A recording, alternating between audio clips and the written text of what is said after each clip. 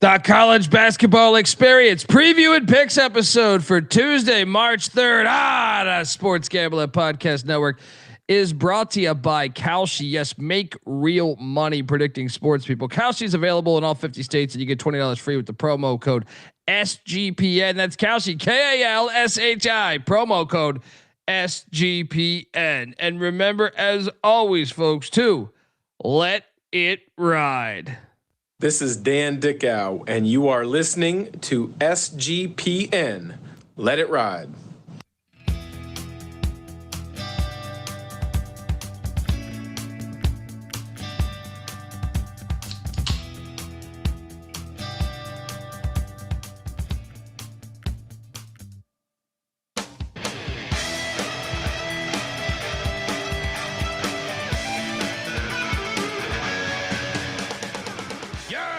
Yes. Woo! Welcome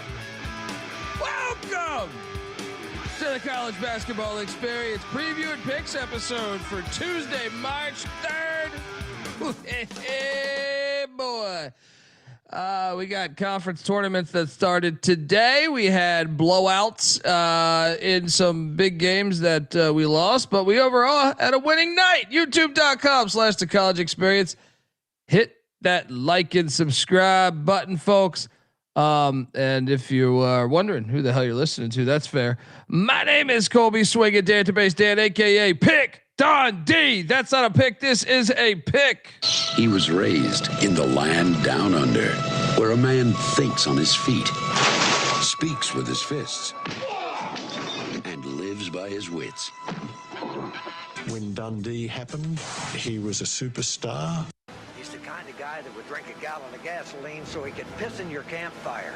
You could drop this guy off at the Arctic Circle wearing a pair of bikini underwear without his toothbrush, and tomorrow afternoon he's going to show up at your poolside with $1 million smile and a fistful of pesos.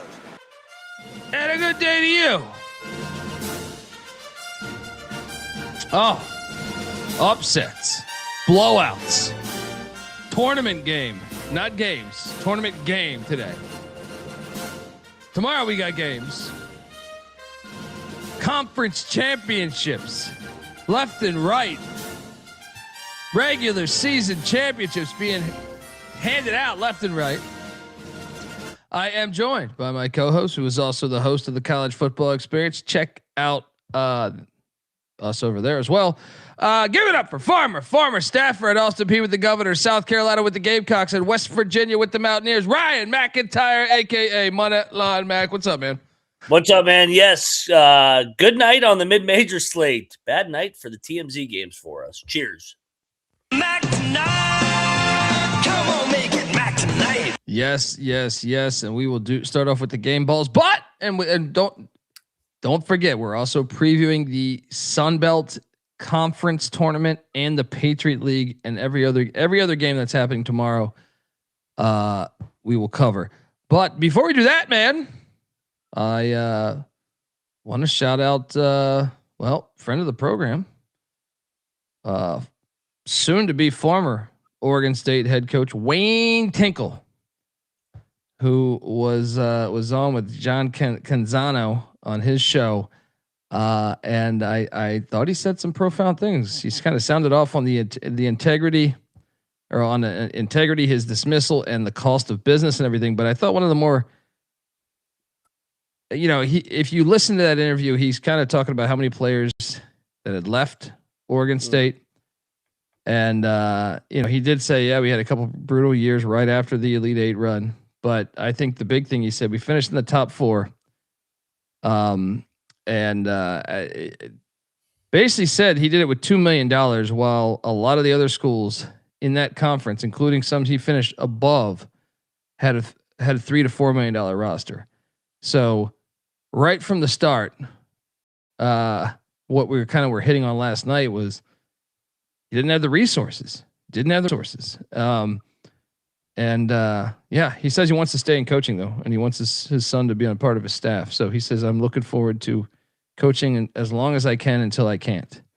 So, but he thinks I would encourage people to go listen to that. You can find that on YouTube or his podcast. But he basically says the same stuff of kind of he thinks he greatly elevated the program. So he's not even mad. He said, I did my job. I came here, I made the program better. And but what do you think about that though? $2 million working with, man. We kind of hit the nail on the head last night without even knowing that figure. It makes sense. They don't invest in Corvallis and especially in basketball. So I just look at their crowds too. The crowds have deteriorated with the move of the conferences. So for Tink to go on record and talk about that, I'm not surprised at all. And it's just, if they wanted to move on after the year, whatever. The thing that I'm sure Tinkle will agree is just in the middle of the year while you're clinching the 4 seed. How the fuck does that make any sense? Yeah.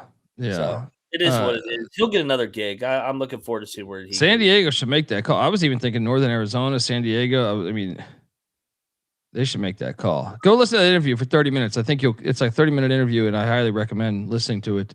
But yeah. What's up, Bieniek?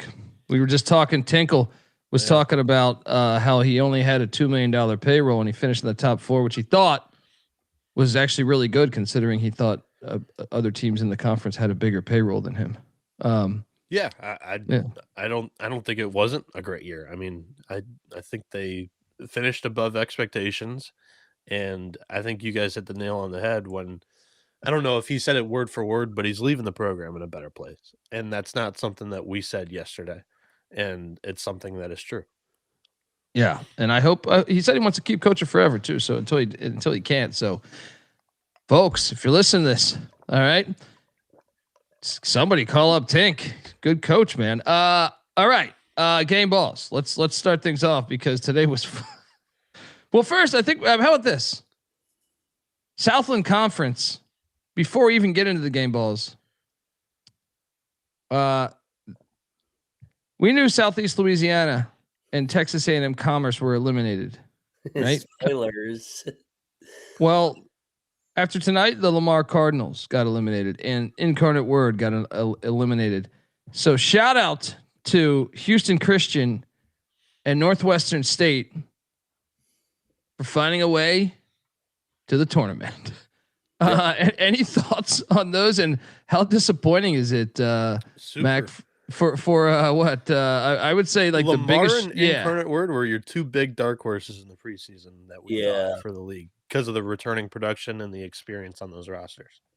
Especially Lamar. What did Lamar finish last year in this league? Didn't they finish second? Yeah, they got got destroyed by some injuries, but yeah, they won 20 last year. They won 19 the year before that. I mean, I-dub at least like kind of has sucked over the last couple of years, and they had a nice little jump up last year. But for Lamar to miss, that was kind of stunning. The Word spent some money in the portal. That's the thing with their team. Like they also had some injuries, but that's a tough output for the amount of money I think they invested in this year's team. Yeah. So shout out to that. Well, I guess we could do the rest on game balls, but let's just transition there. Mac, game ball 1, where are you going? Bear down. They just choked Iowa State. Why did I take Iowa State here? Gosh. I mean, so shout out Arizona. Shout out to Matola. Yeah, shout out to Matola, all Bear Down Nation. They have by far the most impressive resume. They won the best league outright here, 28-2. They've beaten who's who. I mean, they beat Florida on opening night. They beat UCLA, UConn, Auburn, Alabama, San Diego State. You go down the list, and then they've beaten Kansas, Houston on the road, BYU twice, and now Iowa State. For Iowa State, they have 2 pros, supposedly. Jefferson and Momcilovic went up combined 4 for 24 tonight. They're not beating anybody like that. Shout out to Taman Lipsy. He's the only one that and Bateman. Those 2 were the only reason that the game even was not a blowout right from the get-go. They got. I don't know what's wrong with Jefferson and Momcilovic, but Arizona's size just eats everybody alive. The more and more I watch them throughout the season, they're huge. And Jaden Bradley, great career.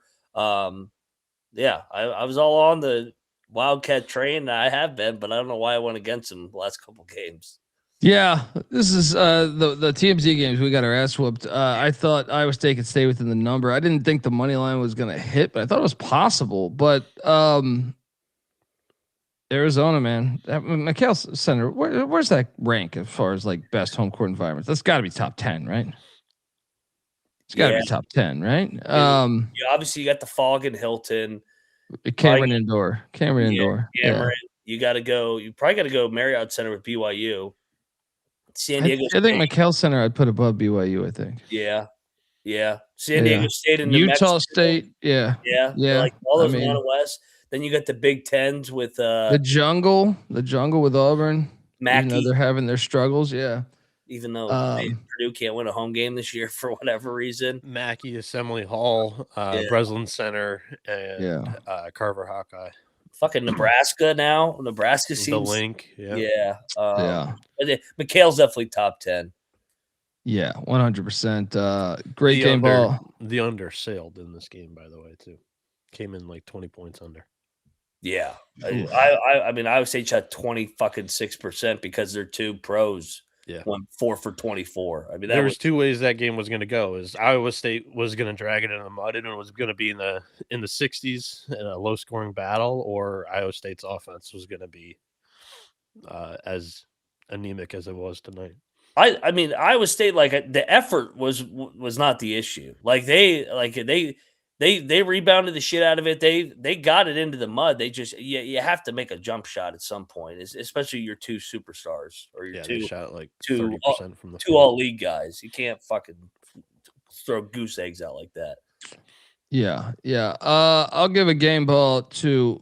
I mean, we kind of. I'll just start with the TMZ games. I mean, I did think this was the perfect spot for anybody playing Duke tonight. Now I know Duke's look fantastic. John Shire's done a great job coaching this year, but I would have taken anybody, I think, in that spot. And you'll see me perhaps do that again with the team playing Carolina today. But oh my God, dude, we got to start. And Mac, I know we just kind of talked about it right when we signed on. Yeah.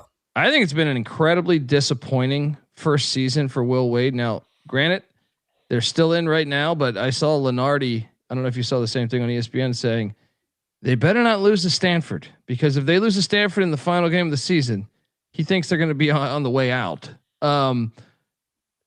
He's still in right now, so I guess you would consider that still like a solid season. But man, I feel like every big game they've gotten fucked up in. Like how many big games has the Pussy Pack? Virginia twice.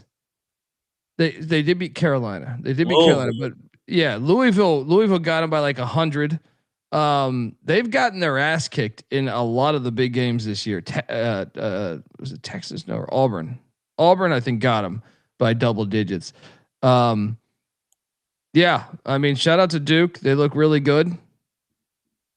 But really, I'm just disappointed in. I kind of secretly love it because it's the Pussy Pack. But I mean, to have that good of an environment and given that much of a dud, unbelievable. Your thoughts on this game? I think everybody knows I'm a very pro Will Wade guy. I mean, I had him on the show 2 off seasons ago. Was one of his biggest advocates at McNeese and the job he did. I don't understand trying to play them 40 minutes of zone. Like this is just speaking from my experience. When you play the top dogs, you got to go down swinging. You're not gonna play not to lose and hope Duke misses a bunch of threes, and eventually you're gonna get got. And they just Boozer dominated them inside. He's too skilled. I didn't understand that game plan. I know NC State has not played well defensively, but that's why you pay those dudes what you're paying them. You're supposed to be able to go dude for dude, toe for toe with Duke and Carolina. You got to go down swinging. If you get your ass beat by Duke, you tip your cap. But to go down playing 40 minutes of zone, I just thought that was a kind of a cowardly way to fucking approach the game, in my opinion. Yeah, and Cam Boozer did hit our underdog fantasy higher. Shout out to him. He's a fucking beast. Yeah. He's a fucking beast. Bieniek, any thoughts on this one here as the Pussy Pack lose by 30 at home? I'm not going to critique the X's and O's as much as I'm just going to point out 118, 77, 58, which was North Carolina, then 90, 96, 93. Those are the last 6 outputs against NC State's defense. They've just fallen apart down the stretch of the season in February, creeping in the March here. And this was a Will Wade defense or whatever that has been pretty good. Last year with McNeese, that was definitely a strength with them. And then you think back to the VCU days as well. It was also a strength. But this year, the strength of the team has been the offense, and it's been variance because they've relied a lot on the 3-point shooting, and tonight it just wasn't there. So, yeah. Game ball for you, Bieniek? All right. I will take you to, let's do Morgan State. Morgan State Huge takes win. down Huge Norfolk win. State Yeah. in the MEAC. This was massive in the standings, first off, because Norfolk was positioning themselves for a winner-take-all in the regular season against Howard coming up in the final game of the year, and they get tripped up here by Morgan State, who still has a shot to split. They play Coppin State next. They need Norfolk now to help them out and beat Howard in order to split that.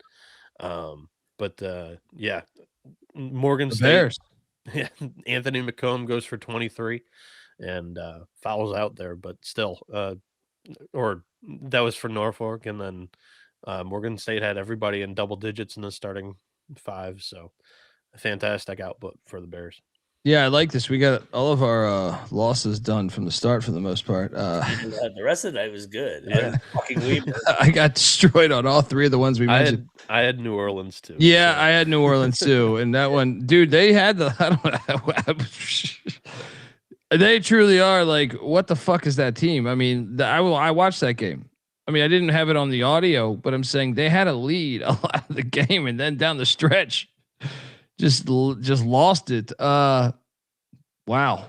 I mean, we should just go into that real quick. I was gonna give that out, and I was gonna shout out Kiefer, man. Like his team's been eliminated. His team got raided by the portal. One of their guards is on fucking New Orleans because Sela has. We're talking about Tinkle having no money. Sela's got no money.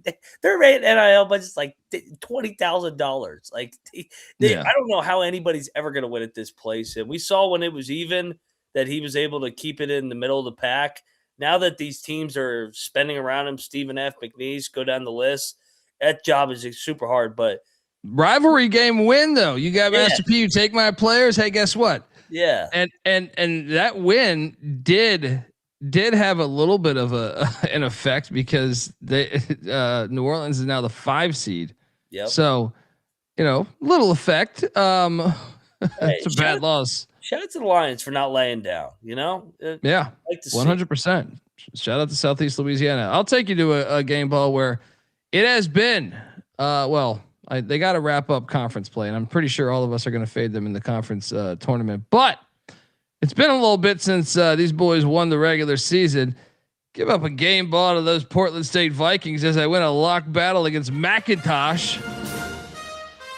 Portland State 84, Weber State 60.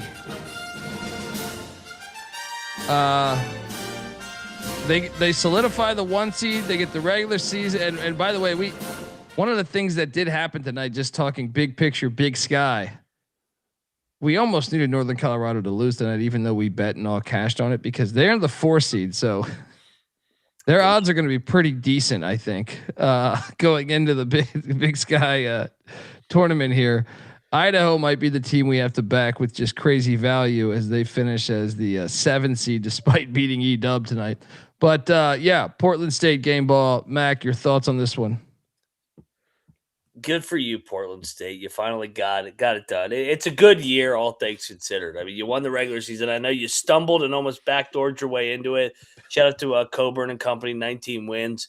Weber, come on, man. Fucking Damian Lillard went to the game. You're GM. You're most famous alum, and you put up a goose egg in front Imagine of him? the GM just only showing up for like one game. And you're like, God, wow, the GM yeah. was there. Yeah, I need somebody give me Damian Lillard's number. I can tell him he needs to get that program in check. It's fucking those pricks have cost me a lot of money over the last 2 years. Great win for the program to build on something. McIntosh, where are you going with your game? Or wait, yeah, Mac, or no, Bieniek. I'm sorry. Okay, yeah. Jalen Henderson, by the way, was 3 boards short of a triple double for Portland State. So, final game ball of the day. I will take you to Cleveland State, knocking off IU Indy in the first conference tournament game of the year. Did you guys watch this game? Because out the gate, Uwe Pui was up like 10, and then Cleveland State flexed. Then they went up like 10, and then Uwe Pui came and made it a game again. Scared me for a little bit, and then Cleveland State hammered it home. So, by the way, Cleveland State's playing this game without like one of their best players. Yep. This was the Uwe Pui experience all year. Up 10, down 10, up 2, down 12, lose by whatever. This was an old NEC at the D2 level matchup. Rob Summers was at Urbana, and why am I drawing a blank on my guy? West Liberty. Yeah, he was at. I knew he's at Hallett. Hallett was at West Lib, so these two had been. This is an old school game here, but yeah. Shout out to Cleveland State and Rob Summers, former Mountaineer. Yeah, that's a good one, Mac. I have a couple more I could give away just for sake here, but I mean another 3. I just feel like we should honor Houston Christian. This team was so bad back in the day. I know that they're not setting the world on fire, but I do see that program improving before our very eyes, and they really had a good end of the season. They're in the tournament now, and to end the season, guys, they won 4 of 6. Beating some decent teams along the way. Beating New Orleans, beating Nichols, beating Lamar. I guarantee you they're probably all spending more than them. So shout out to Houston Christian, who had, they were a D2 school not too long ago. Yeah, give them a game ball. I don't know if you want to throw any more in there, but that one I thought we needed to play. You could even say North Carolina Central with Lavelle Moten winning a big game. But Stephen F won the regular season. Oh, Matt Brower. Dude, that was I beat you in a lock battle. That was the luckiest cover of all time for me. It was like a 1-point game with like a minute left, and we covered 7.5. Yeah, I got 8.5, so we both won. Okay, there we go. I don't. You're right. Like they were on the ropes. I was like a 1-point game with like 53 seconds left. I feel like, and I'm like, I feel like I stole money. They stole money from somebody. They showed some vulnerability down the stretch. Stephen F. Yeah. I mean, you could say they didn't have a lot to play for, but yeah. Fair. And shout out to Nichols for a legendary cover too. The Nazis. All right, let's jump into tomorrow's stuff. We have 2 conference tournaments starting, so we're gonna go by the conference tournament, Patriot League, then the Sun Belt, then we'll talk game by game outside of the each conference tournament games, if I'm making sense here. So let's jump into it, because out the gate tomorrow we have the Patriot League 2026 championship here, all on campus, the way it should be, right? It's fucking Navy. Navy is at minus 130, and I think that might be climbing. I actually think when we just did the SGP show, I think it's at 180 now. Plus 370 on Colgate, plus 800 on Lehigh, which Lehigh's the 2 seed, Colgate's the 3 seed, so that's something for you there. Plus 850 on Boston, plus 950 on American, plus 5,000 on the Greyhounds of Loyola, plus 7,500 on the Leopards of Lafayette. Holy Cross at 120 to 1, Bucknell at 140 to 1, and Army at 200 to 1. Shout out to Red Wine giving us 25 euros. Great call on that under in the Arizona Iowa State game. That's all Bieniek. The first thing that jumps out to me when I see this bracket is I see what could be awesome. The fact we really need Army and Lafayette to win to set up Navy versus Army and Lehigh Lafayette. Two legendary rivalries. But guys, for value plays, and we'll get into the games that are happening tomorrow in a second here. And in case you're watching, this is a bigger version. I know it's at minus. What can you find right now on DK? What the odds are for Navy this very second to win? 50 now. All right.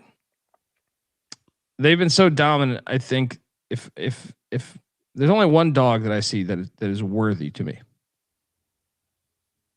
American, the value is so high. American has wins against Boston at Boston, which they have to do tomorrow, or I'm sorry, in 2 days. And then they also won against Navy. Yep. They also are not far from Navy. So if they did play them, maybe they could bring some fans out. So I think the only two plays is I'm going to go chalk with Navy and AU. I'm out on Colgate. I know Colgate could beat Lehigh and get to the championship game. And if that happens, maybe American could knock off Navy and maybe Colgate is the angle. But I'm only playing Navy and American here. Mac, what are you doing?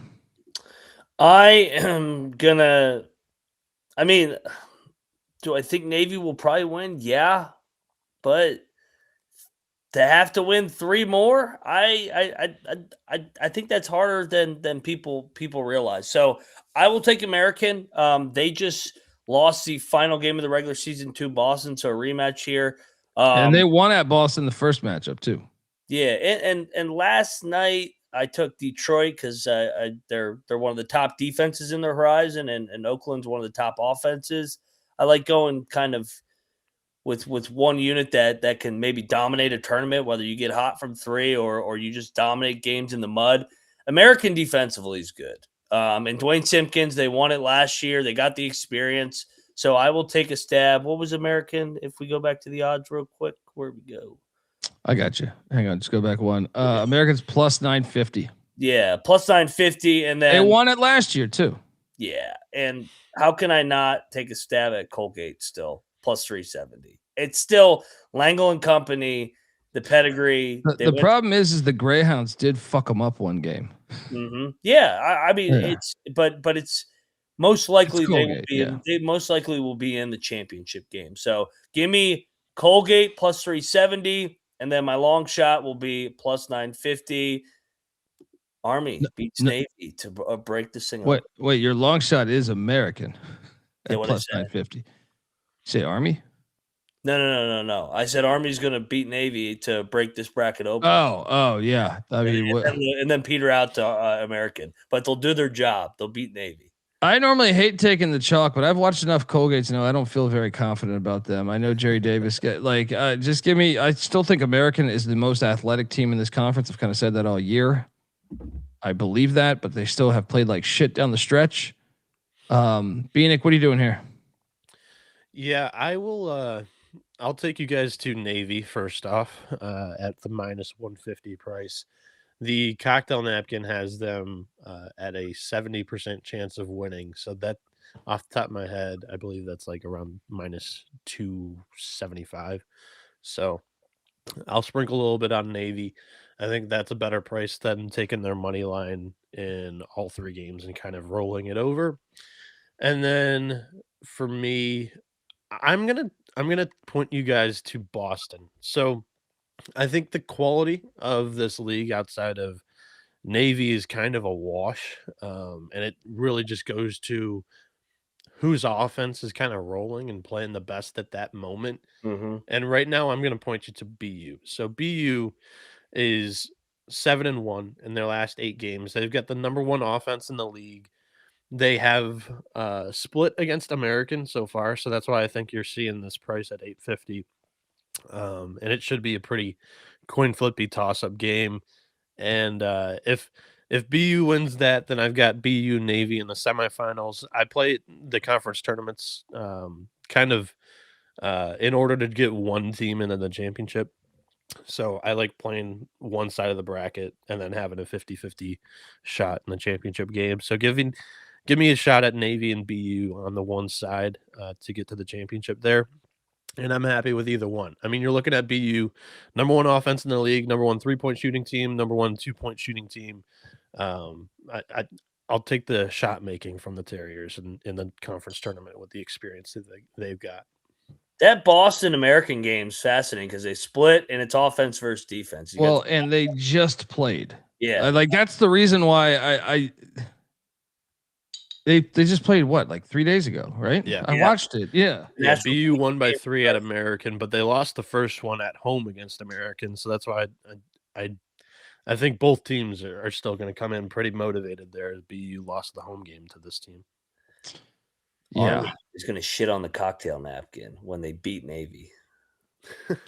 I do love. We'll get to the games. Money line against Navy. Come on. Well, we got to beat Bucknell. I'm rooting for Navy to get in. How long has it been since Navy's been in the tournament? It needs to be longer, and it's going to be funnier. It has been a while. 1998 was the last time that Navy went dancing, and they've been brewing for this season. I mean, their top 2 players are seniors, and Austin Benini, who's been one of the best players in the league for quite some time, along with Aiden Keough. So, I'm rooting for the midshipmen for sure. And there's much better odds out there in American at other places. So DK 1100, Bet 365 1100. I think someone even had a 1200 at MGM. So shop around. So let's go to the games tomorrow because Holy Cross. These games are happening at the same exact time, by the way. Shocker. Holy Cross is at Lafayette, Eastern Pennsylvania, not Eastern. Lafayette's laying 3.5. Lafayette swept them in the regular season, which is why I will take Holy Cross. Hard to beat a team 3 times. All right. And also I think that Paulson's got tournament experience here. Give me at least 3.5 is a big number on these two. You know what I mean? I mean, who the hell are they to be laying 3.5? Right? I mean, I thought this would be like 1.5. I'm like, okay, well, look, I get it. They swept Holy Cross in the regular season, but they're separated by 1 game. Last time they played, it was a 3-point game. I'm taking these Crusaders, and I'm locking it because I want action on these playoff games. McIntyre, what are you doing here? Yeah, I'll take the more veteran coach here in the postseason, Paulson over McGavr. I like it money line. To Gary's point, I do. McGarvey, not McGavr. I don't know why I called him McGavr. Yeah, give me Holy Cross, man. Short dogs in postseason. Cleveland State came through us on the money line tonight. Let's go back to the Crusaders. Double lock on the fucking Holy Cross Crusaders. Bieniek, what are you doing here, buddy? I'm going to lay with the Leopards here. No bet here, but Cocktail Napkins got it at 4.5. I have no conviction between these two teams. So that's where I'm going to point you guys. Oh, the next one's the easiest play on the board. Yes. The next one is the Army Black Knights heading to Lewisburg, Pennsylvania to take on Bucknell. I will say shop around. I thought I saw 3.5 earlier on the SGP show. But I currently 3.5 you can get for these Black Knights. This is another one. I think Army's. They just played on February 25th. Bucknell won by 2. I was on Bucknell. Me and Bieniek we're at a battle. Army gets revenge here. They just played. I love the team that just lost in this. Give me the Black Knights to find a way to win this thing and set up Army Navy. Unfortunately, we're not going to get Lehigh Lafayette if it goes the way I'm projecting. But give me Army Navy, all right, for a 3rd time. McIntyre, do I even need to ask you? Oh, absolutely. This is both games. The dog won. Now, like these in both games were 1 possession games. So but keep the points. This is Army. This is Army's tournament to win. We're beating Bucknell. We're beating Navy. We're beating all these teams. Go Army. Double lock on the Black Knights. The very shiny Black Knights. Bieniek, what are you doing here, buddy? Yeah, massive look ahead for Army. I guess. Yeah. Bieniek. Yeah. If they lose, the season's over. I'm taking. It's Army. I'm taking John Griffin in this matchup. So Bucknell's had a year to forget, but I think they win at least one in the conference tournament. So that's where I'm going. I think Bison win the game. -2.5, sure. Boo that man. Yes, definitely. Folks, I want to tell you that the college basketball experience is part of the Sports Gambling Podcast Network. Get this, March is here. And SGPN is giving away $25,000 in Survivor Madness. Oh yeah. Winner take all. One person will take home $25,000 guaranteed. SportsGamblingPodcast.com/survivor. Once again, that's SportsGamblingPodcast.com/survivor. This is you got to get in on this. New to Splash, use the promo code SGPN to play $5, get $50 in bonus entries. Jump on over there and let it ride. We're also brought to you by Kalshi. Kalshi is a real money prediction market, legal in all 50 states. Kalshi has a ton of trading options for your favorite sports as well. And even besides sports, you get a ton of other markets, including politics, entertainment, hell, even the weather. It's Kalshi. You can trade anything. New Kalshi customers get $20 when you use the promo code SGPN. That's Kalshi, Kalshi, promo code SGPN. And we're also brought to you by Rhythm. Rhythm has been on a heater recently for college basketball. Super easy to sign up, run predictions off their house model, or you can make your own and mess around with those sliders. Looking to go premium? Use the promo code SGPN25 when you download the Rhythm app for 25% off your first month. Download Rhythm. That's RITHMM. Promo code SGPN25. All right. Chat. They're having fun with Bieniek's look ahead spot. I said it's a look ahead spot to Iran, not Navy. they want to win this game so they don't have to go to war.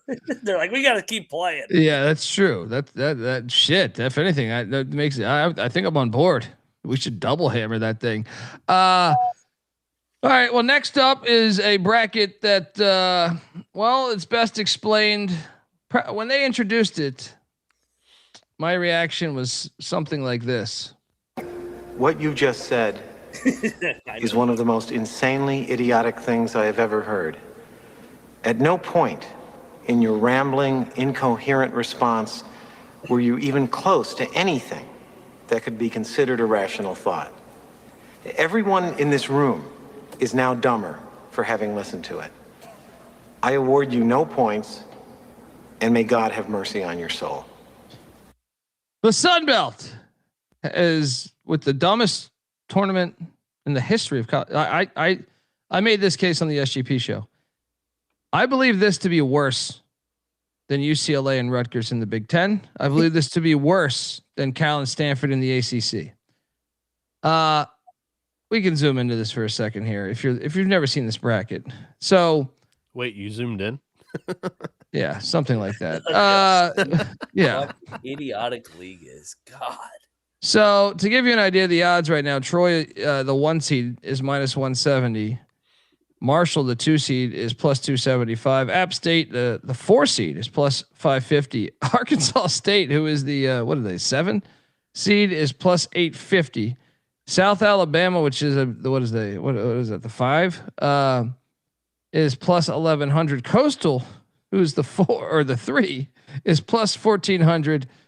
I'm going to stop reciting these because Texas State's +3000, JMU's +3000, Southern Miss +9000, Old Dominion 100 to 1, Georgia Southern 300 to 1, Louisiana the Raging Cajuns 500 to 1, Georgia State, who was in first place like 3 weeks ago, 500 to 1. I mean, this one, once again, so there's a lot to unpack here. The 1 and 2 seeds historically in the Sun Belt Conference never win the championship. They've only had this format for 2 years, though, to be fair. But guess what? The 4 seed won it last year. And that's what I'm going to pinpoint right away. The 3 and the 4 seeds, the highest rated team on KenPom is the 7 seed. I mean, this is just so gold. It's just it's so golden that. So I do believe Arkansas State probably has the best roster. It's either them or Troy, right? Yeah.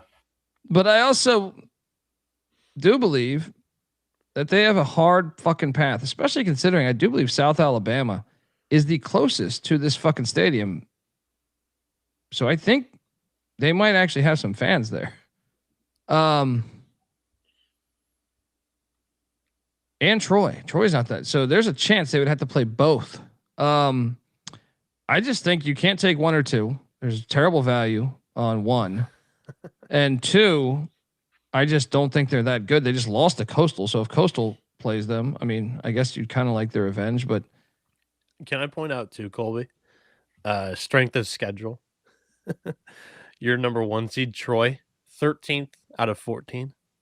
Number 2 seed, Marshall, 6th out of 14. Number 3 seed in Coastal Carolina was 10th out of 14. Number 4 seed, App State, was 12th out of 14. Number 5 seed, South Bama, was 11th out of 14. Texas State, 5th. Arkansas State, who's the highest rated compound team, 14th out of 14. Yeah. To do this, first off, to do this, in my opinion, is dumb regardless. But to do this when you don't have a round robin is like catastrophically horrible. Like, it's almost like, did you have a meeting and talk about this? This is so fucking stupid. I think App State is the play. And I think Coastal's the play, even though I don't feel Coastal's, I don't know if they're ready to take down Arkansas State or South Alabama, but watch this shit be Georgia Southern or some shit. I got no idea. Like, I'll just take the 3 and 4 seeds because there's value. Coastal does have great value considering they're what, 2 games away from the championship. Give me App State at plus 550. Give me Coastal at plus 1400. Like if you're telling me to take a deeper shot than Coastal, I think the only one that really jumps out to me would be James Madison because they were hot to end the season. They lost a 1-point game to Coastal, whatever it was, but they had the biggest win streak in the conference. But they got to win so many fucking games. Yeah, it's a little suicidal there. So maybe Texas State. This is just so dumb. Like, I really think someone should be fired for this. Like, if I'm an AD at one of these universities or something, I'm like, dude, who fucking agreed to this? Just give me Coastal and App State. That's all I'll take right now. Mac. I'm gonna be on the Mountaineers. I think they're the best defense. I'm going back with my theme. I'm going one offensive team and one defensive team, one dominant unit. So give me Kearns too. Like, Kearns has won this tournament before. They got upset a couple years ago as a 1 seed. Now they could be a dog with not as the hunted. They could be the hunter going into that Troy game potentially in the semifinals. They were red hot down the stretch. And then give me the variance team. Give me Ark State. I know they got to win a couple extra games, but they can light it up from 3. If they get hot and they get an extra game or 2 in under their belt and they just ride that momentum. Hodgson in his 2 years got to the final and they play similarly. They're both Alabama assistants. So Pannone and company. Give me the Red Wolves at 850 in the bottom half. Give me the Mountaineers 550 at the top half. I see the chat asking that it was the 3 versus the 4 last year. So the 1 and 2s never won a game. Yeah, it was Troy versus Arkansas State in the championship. Yeah. And like if you know the history of this conference, even when they had the normal bracket, they give you the year prior was actually 2 versus 4 in the finals. That's why they tried to adopt this, is because their bracket never went chalk. That worked better than the fucking next year though. And it still didn't work out. Idiotic. Well, no, it actually worked worse in the 1 year we have of proof. The year before that, I mean, Troy was a solid team. Like, they were a good team that got through. What do you mean? They still split the regular season championship. Like, I would say they got one of the. You talking teams this year? Did. No, year. No. I'm saying you're saying that last year was worse. Well, I'm worse saying than they still got a regular season 2024, their 2 seed won the tournament. Well, their co-regular season champ won it last year. Their 4 seed. But it's the 4 seed. So you didn't do them. They won the regular season. You could but it goes back to why did they have to play an extra game? Yes, exactly.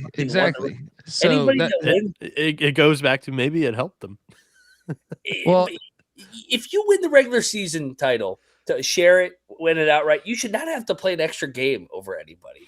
They're morons, by the way. They're morons because the year before that, Louisiana, the 2 seed, won over the 8 seed in the championship. So they switched it up after 2 straight years of the 2 seed winning the championship. That's normal. Yeah. The 2 seed winning the championship. Now the year before that, the 3 seed Georgia State won the tournament against the 8 seed. By the way, the 8 seed. Maybe we should be betting on the 8 seed because Georgia State went in, I think, as a 16, and they gave somebody hell in a 16-1 game. Yeah, it was Gonzaga. I think it was Gonzaga. Yeah, I'm trying to find the last time a 1 seed won this conference. You do that, I'll give out my first pick. It was 19. L. Ron Hunter. L. Ron Hunter got it in 2019. And he got it against UT Arlington. That one chalk that year. Went 1-2 in 19, right? But man, yeah, give out your plays. Yeah, UT Arlington was actually quite good in their final couple of years in the Sun Belt. So, yeah, first one for me. I'm not varying from. Did Restream just boo me? No, you're here. All right. Yeah, I'm not going to vary from the group think. Give me App State. Best defense in the league, top 5 offense. I think they've got really good balance. They own a win over Troy, who's the team with a bye on their side of the bracket. And I don't think that any of the teams that are going to have to win 2-3+ games to get to App State have a chance of beating them. Texas State does. That was App State's final game before this tournament, and they lost to Texas State by 3 on the road. So now a neutral site, I think the Mountaineers should be able to come in there pretty motivated for the first game against the Bobcats, who that was their most recent game, and they lost to them. So App State, I like their price. I like their path since they've already got a win over Troy by 22 on the road. Give me Kearns and the boys there. And then for the dog, I'm going to take a little bit of a shot here. And for a little bit of a shot, it's not much, but we're going to the 5 seed in South Alabama at 11-1. Yeah, Colby, I think, already mentioned it with they're closest to the to Pensacola. Like, fan base shouldn't have an excuse not to travel. And South Alabama this year has win over both Coastal and Marshall in their path. So I think that South Alabama has the ability at 11-1 to get it done under Richie Riley with the top 3 defense in the league. Yeah. John Peterson says, I had a dog named Sunbelt. He jumped out of my car window and ran away, and he still was probably smarter than the Sunbelt Conference. All right, let's talk the game. So none of us took a shot on I love this because normally we give out a really dark horse, but here we're like, no, fuck that. Like, let's get the fuck out of here.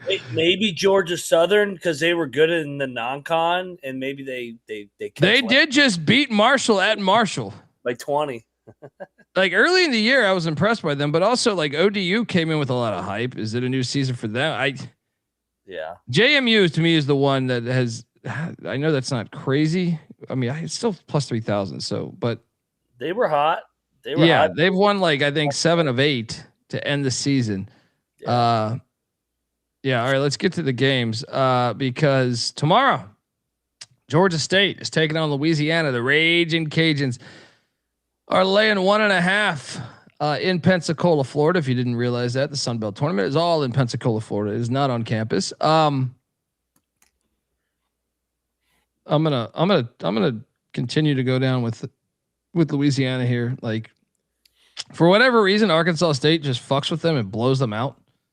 But I was impressed with them in the second half of the season. I thought more impressive than Georgia State to me. So I will ride that -1.5, and I will bet that mainly because it's a playoff game. McIntyre, what are you doing here?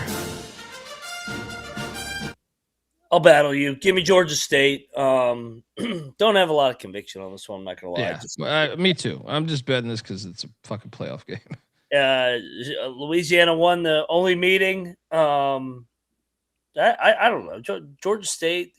Hayes is fighting for his job. Maybe they catch a little bit of lightning here to start the tourney. Make some shots. Bieniek? I will take Louisiana. I think they're playing better ball right now. I think I'll take Quantas White and that group coming into the tournament game 1 here. We got a battle. Dundee on the Raging Cajuns. McIntyre on the Panthers of Georgia State.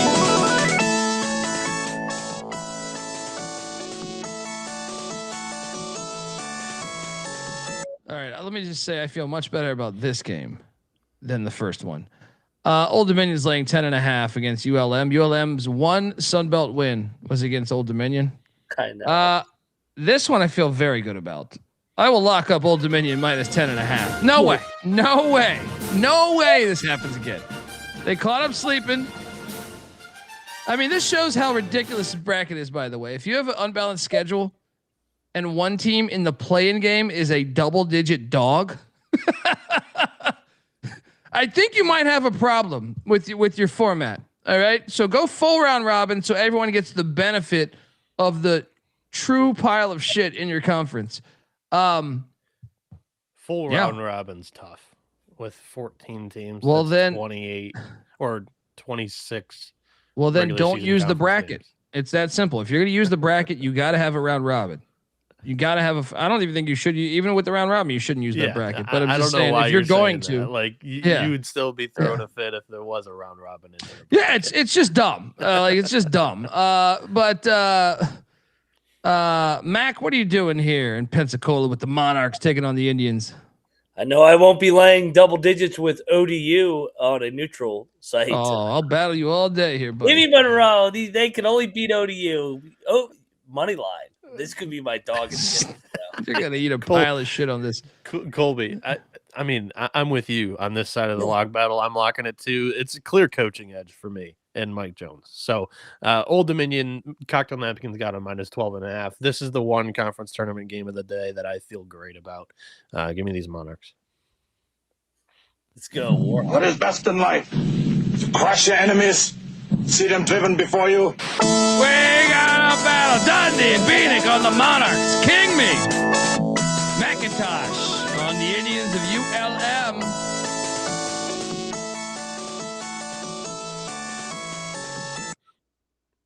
And that concludes our conference tournament talk. All right. Before we get to the actual games chronologically for tomorrow, I want to let you know that the college basketball experience is brought to you by Underdog Fantasy.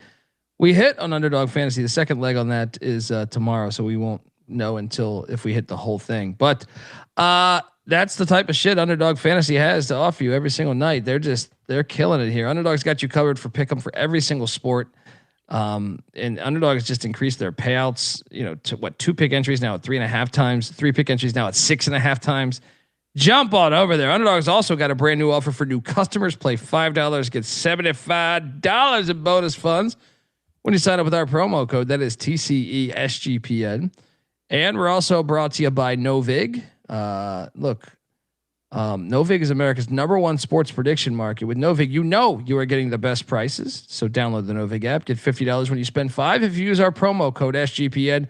So get in on the action with Novig. Promo code SGPN. And how about this? It's March Madness. Well, we love March Madness so much at SGPN. We got Merch Madness going on. 15% off everything in our store with the promo code March.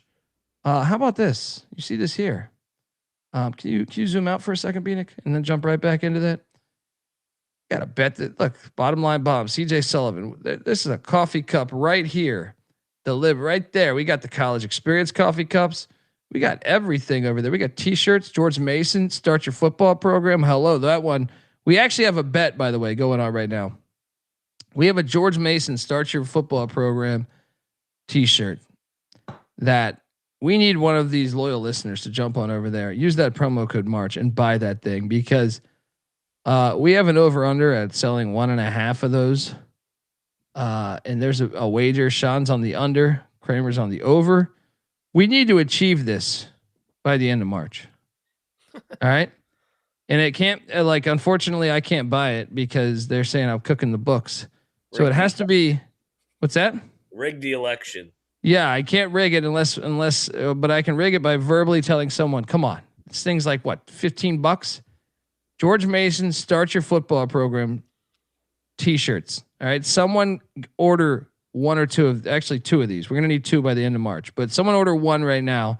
So we got 28 days to do another one. All right, please. We got to do this. We got to hit this over. But jump on over there. It's Merch Madness. 15% off all orders. Promo code March. All right. Let's have some fun. I mean, you got to love how we have 4 playoff games, actually 5 playoff games sprinkled in with a pretty fire slate. The problem is the beginning of the slate is complete trash. And that's why we have Bryant at New Hampshire. New Hampshire's laying 3.5. Where are we at with the standings in this fucking rig league? Oh, Donaldson, please do that, buddy. Please do that. What is the standings? Is there stakes on this game? I'm so lazy. I didn't even look this up because I hate this conference so much this year. Brian is 5-10. New Hampshire's 4-11. New Hampshire's lost 8 in a row. And get this, I'm seeing 2.5 right now, so it's come down a point. Money coming in on these Wildcats. Why? How they're laying points? This is a rigged game. They're laying points. They've lost 8 in a row. Yeah, I'll take New Hampshire. No bet. Lock it up. You're locking it? Yeah. Follow the rig league. New Hampshire. Blowout. Macintosh. Lock it up, New Hampshire. They are known as the Cats.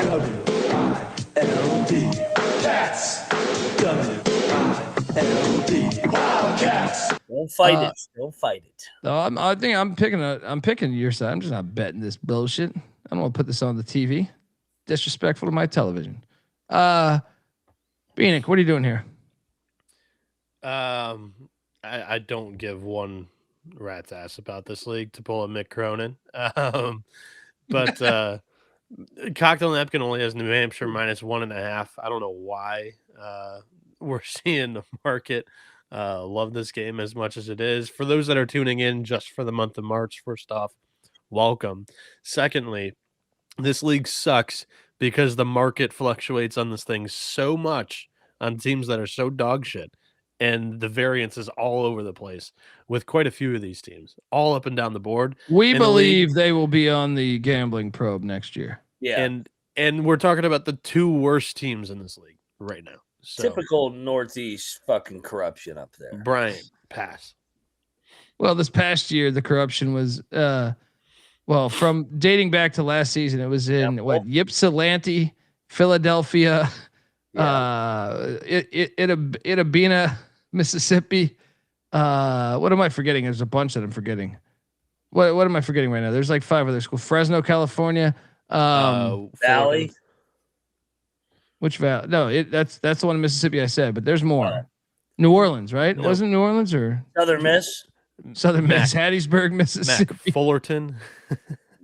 Yeah. This year it's all in the Northeast. There's corrupt. Yeah. It's the America East and the MAAC, right? It was Greensboro, North Carolina A&T last year too. Oh yeah. Yeah, I mean, there was a couple other teams involved with that. I forget. The big one was Temple, though.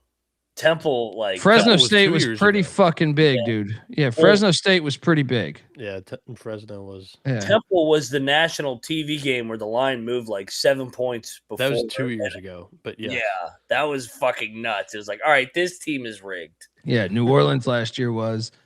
There was a few others too. There was like 15 teams in that thing. Oh, the FBI report is what I'm talking about. Game 2, it doesn't get any better because UMass Lowell is that Maine. Okay. This is actually a little more intriguing than the previous game, just because I believe Lowell is all right, even though they lost 2 in a row. And I think Maine is actually better than their 8-22 record. Yeah, Maine's one of these teams that I think them sucking is pretty organic. They can't put the ball in the basket at all for their life. So, yeah. Well, Maine won by 14 in the first matchup. I'm sorry. UMass Lowell won by 14 in the first matchup. Give me Maine in the revenge. No bet. Yeah, I'll take Maine too because the line is pretty telling. But no bet because I don't trust anything in this fucking conference. Bieniek, what are you doing here?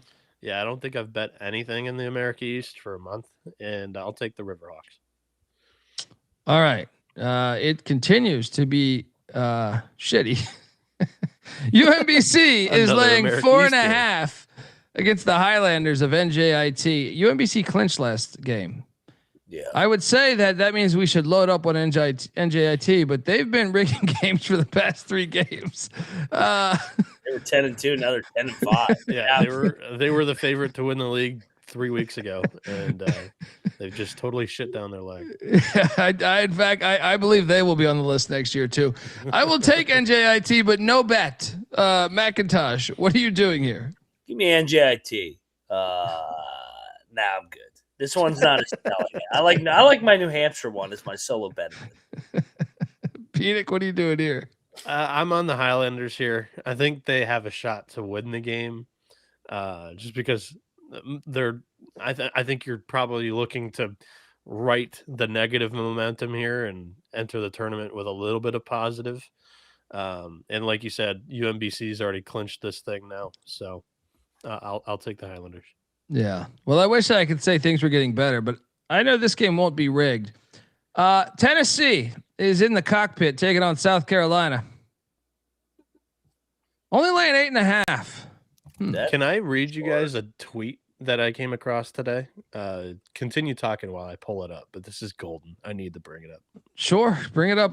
Yeah, this is on the SEC network, FYI, as, do you think there's any scenario here where they fire Coach Paris? They do have a new athletic director there, Jeremiah Donati, who did a fantastic job at TCU previously. You'll wonder, this was Lamont Paris's first season under Donati. I'm sorry. He's got a lot of work to do. So here's the tweet. I think since January 1st, 2025, South Carolina men's basketball, football, and baseball have played a combined 88 games against power conference competition. How many of those 88 games have they won? The 3 major men's sports there. You're gonna have to send me this because I want to retweet this. But all right. Say that again. Reread the tweet. So since January 1st, 2025, men's basketball, football, and baseball for South Carolina have played a combined 88 games against power conference competition. They've played 59 against SEC. Of the 88, of the 59, how many wins respectively? Well, I know they beat Virginia Tech in football. And what was the final days of Brent Pry? 20? I'm going to say 15.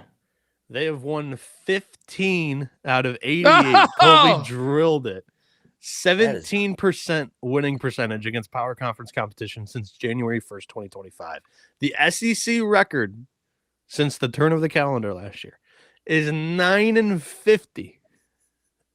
And 5 of those wins came on the diamond in baseball last year. Donati was hired this past August or July, I believe, because I know him.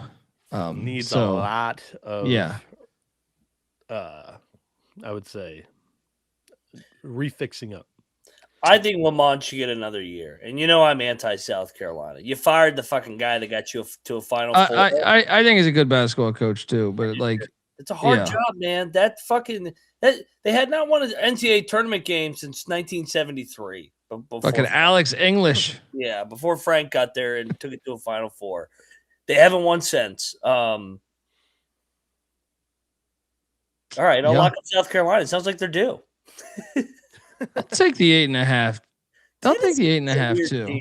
Tennessee's not playing very well either. I think South Carolina can be chippy at home every now and They also have Vanderbilt on deck. Yeah. Let's go. Double lock the Cox plus 8.5 at the cockpit. Bieniek? Double lock the Cox. I'll take the points too. I'm not joining you guys on this though. You don't want in on this cockfight? No. Well, the good thing is we already covered this game, but at the same time, you do have Georgia State, Louisiana happening. We already gave our preview on that. It's earlier in the episode. And by the way, go listen to the Rocco Miller. We talked bracketology on yesterday's episode. Rocco Miller, who covers the sport, he's a bracketologist. He jumps on and talks big picture college basketball and a lot of other cool stuff. So go check out that episode. Shout out to the great Rocco Miller. Yeah, we clipped it out, and it's out as its own video on YouTube, own podcast on podcast platforms. So check it out. It's kind of evergreen. So next up, it is evergreen, at least until the tournament. The Hurons of Eastern Michigan are heading to Buffalo, New York, where the Buffalo Bulls are laying the case of Blue Bulls happening here in at beautiful Alumni Arena. What is this line, guys? Because when I look at Eastern Michigan, I see they're 1-11 in their last 12 games. Buffalo's actually, I feel like, I know they lost 2 in a row, but I feel like they're playing better this year than the past couple of years. Does it stink to you, Matt? Because my first thought was we should lock Buffalo. I'm going to take Eastern Michigan. I'm not going to bet it. What's the logic here? Sell me on this. I think it stinks. And I mean, but Buffalo plays in a bunch of close games too.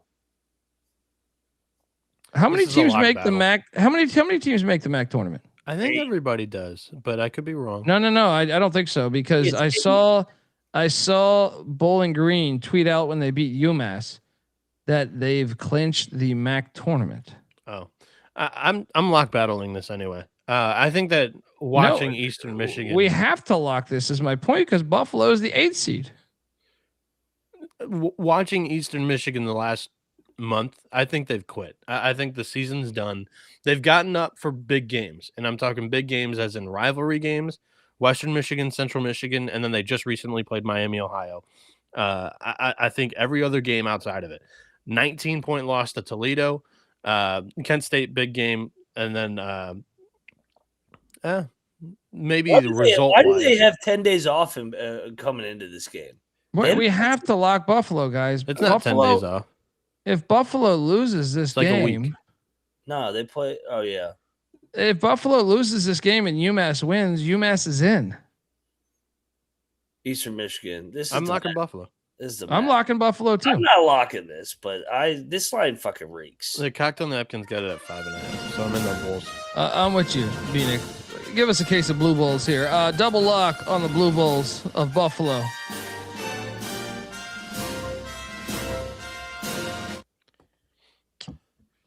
Next up, we have Alabama. Now, I will say, I just did the SGP show. When I did the SGP show, Georgia was a 1.5 point favorite. I redid the slide because I saw right before the show that Alabama is now a 1.5 point favorite in Athens, Georgia. Alabama does have Auburn on deck. Georgia has Mississippi State on deck, but Georgia needs this game. Yes, I am on. Look, Alabama had no business beating Tennessee the other day. Back-to-back road. They got they're coming home for Auburn. I'm on the Dogs, and I'm going to lock up the Dogs. And Blue Cane. Let's go. Cane's up. Mac? I will co-sign Mike White and company. I think they get this one. They snapped the Alabama 8-game win streak and pretty much punched their ticket to the dance. So, yeah, go Dogs for me over the Tide. Double lock. These Dogs. Bieniek, what are you doing here? I think Mac's right on that statement, too. Like, I just looked it up. Currently, Georgia is a 9 seed on Bracket Matrix. I think a win here would cement your place in the NCAA tournament. And I agree with Colby's stance in that this is a perfect sandwich spot. You've got Alabama coming off the rivalry game against Tennessee, looking ahead to the rivalry game against Auburn. I like Georgia in a little sneaky spot here to pull off the win, and I think their line reflects it. Cocktail Napkins got it at 1.5, just quality wise, but I wouldn't have been surprised if the market listed them as like a 4-point favorite. Opening them as a dog to Georgia, I think that tells you all you need to know. Well, triple lock. I'm sorry, I'm playing the wrong music here. Let's go. Triple lock on these dogs. Welcome to the party, pal. Georgia. Plus 105 currently. On the money line. Take the 1.5 to cover your ass. Don't even play the money line. Just take the 1.5. Next up, Towson is at Stony Brook. What? What's this? Everybody makes the CAA tournament. Last I checked. Yeah. In the Colonial Athletic Association, and Towson and Stony Brook are right there playing for the 7 seed. Right now, Stony Brook is the 7 seed. Towson is the 8 seed. Gigantic game. Stony Brook's laying 1.5. I will lay the 1.5, but I will not bet this game. Mac, what are you doing here? I'm going to lock up Stony Brook. Revenge game from a couple weeks ago. Towson, then shit on the road. Give me Stony Brook. Money line McIntyre locking up Stony Brook. Well, I guess he believes that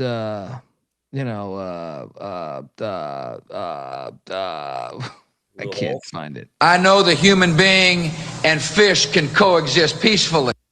Bieniek, what are you doing here? I'll take Towson. I think the wrong team's favorite here. I think this is a tale of two teams that have kind of Stony Brook's lost the last 2 coming in this one. Towson's won the last 2. We'll see how the momentum goes, but I'm going to take the Tigers here. McIntyre, lock it up. The Seawolves of Stony Brook. Me and Bieniek stayed away.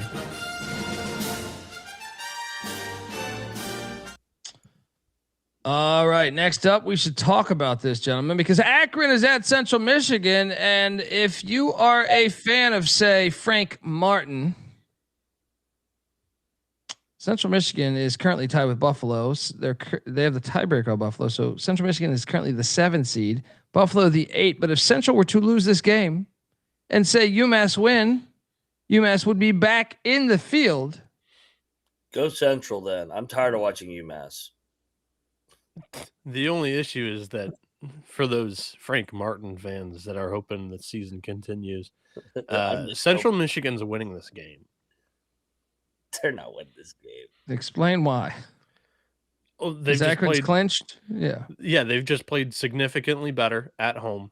Akron's got nothing to play for. Miami, Ohio's got the regular season, pretty much in wraps. It would be, I think. No, they can get a share. They can get a share, but Miami, Ohio left has what was it? Ohio at Ohio. Yeah, one game. So at Toledo, Ohio, maybe there's an outside shot, but Central Michigan's played significantly better at home. Akron coming off the rivalry against Kent State. I think it's just a little bit of a valley spot that the chips are going to jump up and bite. That's my take on it. Home wins against Kent State, Eastern, Bowling Green, Northern Illinois, Western Michigan. They've played significantly better at home. Wait. Those teams are all fucking. I love you, brother. Too. And App State. Okay, Kent State. Okay. But the Eastern Michigan, Western Michigan, Northern Illinois Bowling stretch. Green. I was like, whoa. Yeah, I'll give you the BG. The BG, what I'll give you. Bowling Green, Kent State, App State. And then Western, Eastern, Northern Illinois. Got to pad the stats. I get it. But I will not bet this game because I do believe Akron still has something to play for. I do think you're on the right side with the points, though. Give me Central on the points. No bet for me here. Mac, what are you doing here? When they played the first meeting, the line was like 24. Yeah. I'm gonna battle you. Give me Akron. I feel like Akron has just flown under the radar because Miami of Ohio is having the dream season. Akron only has all these morons. All these morons. Got the better at-large case. Yeah, well, that's what I'm saying. All these morons are like the Max got nobody in it. I'm like, dude, you let the Zips in the tournament, they could go to the Sweet 16. Yeah, I think Akron always chokes against power conference competition. Yeah, but still, like, what was a 1-point game against UCLA? Like, they're still a dangerous fucking team, dude. That's a good basketball program. Plus 525. Chips win it outright. All right, I'm battling. Give me Akron. He's drinking that Michigan Kool-Aid. They've played well at home. That's all I gotta say. They haven't played Akron yet. The cocktail napkins got him as a 6.5-point dog. They're winning this thing. They ain't winning this game. What is best in life? To crush your enemies, see them driven before you. We got a battle. McIntyre on the Zips. Bieniek on the Chips.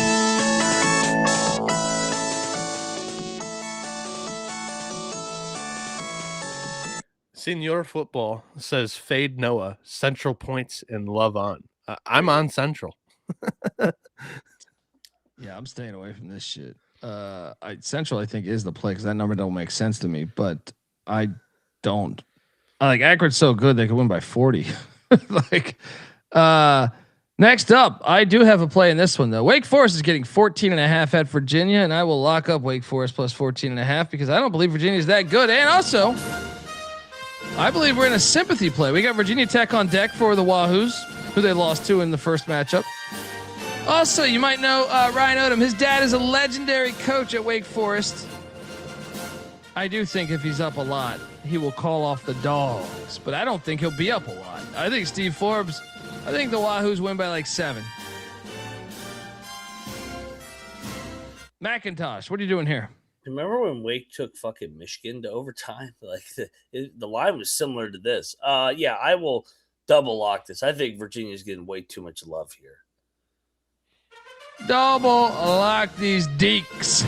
14.5 is ridiculous. Bieniek. I'm seeing what you guys are seeing for sure. Coming off Duke, entering Virginia Tech next. That spot's there for Wake to catch them.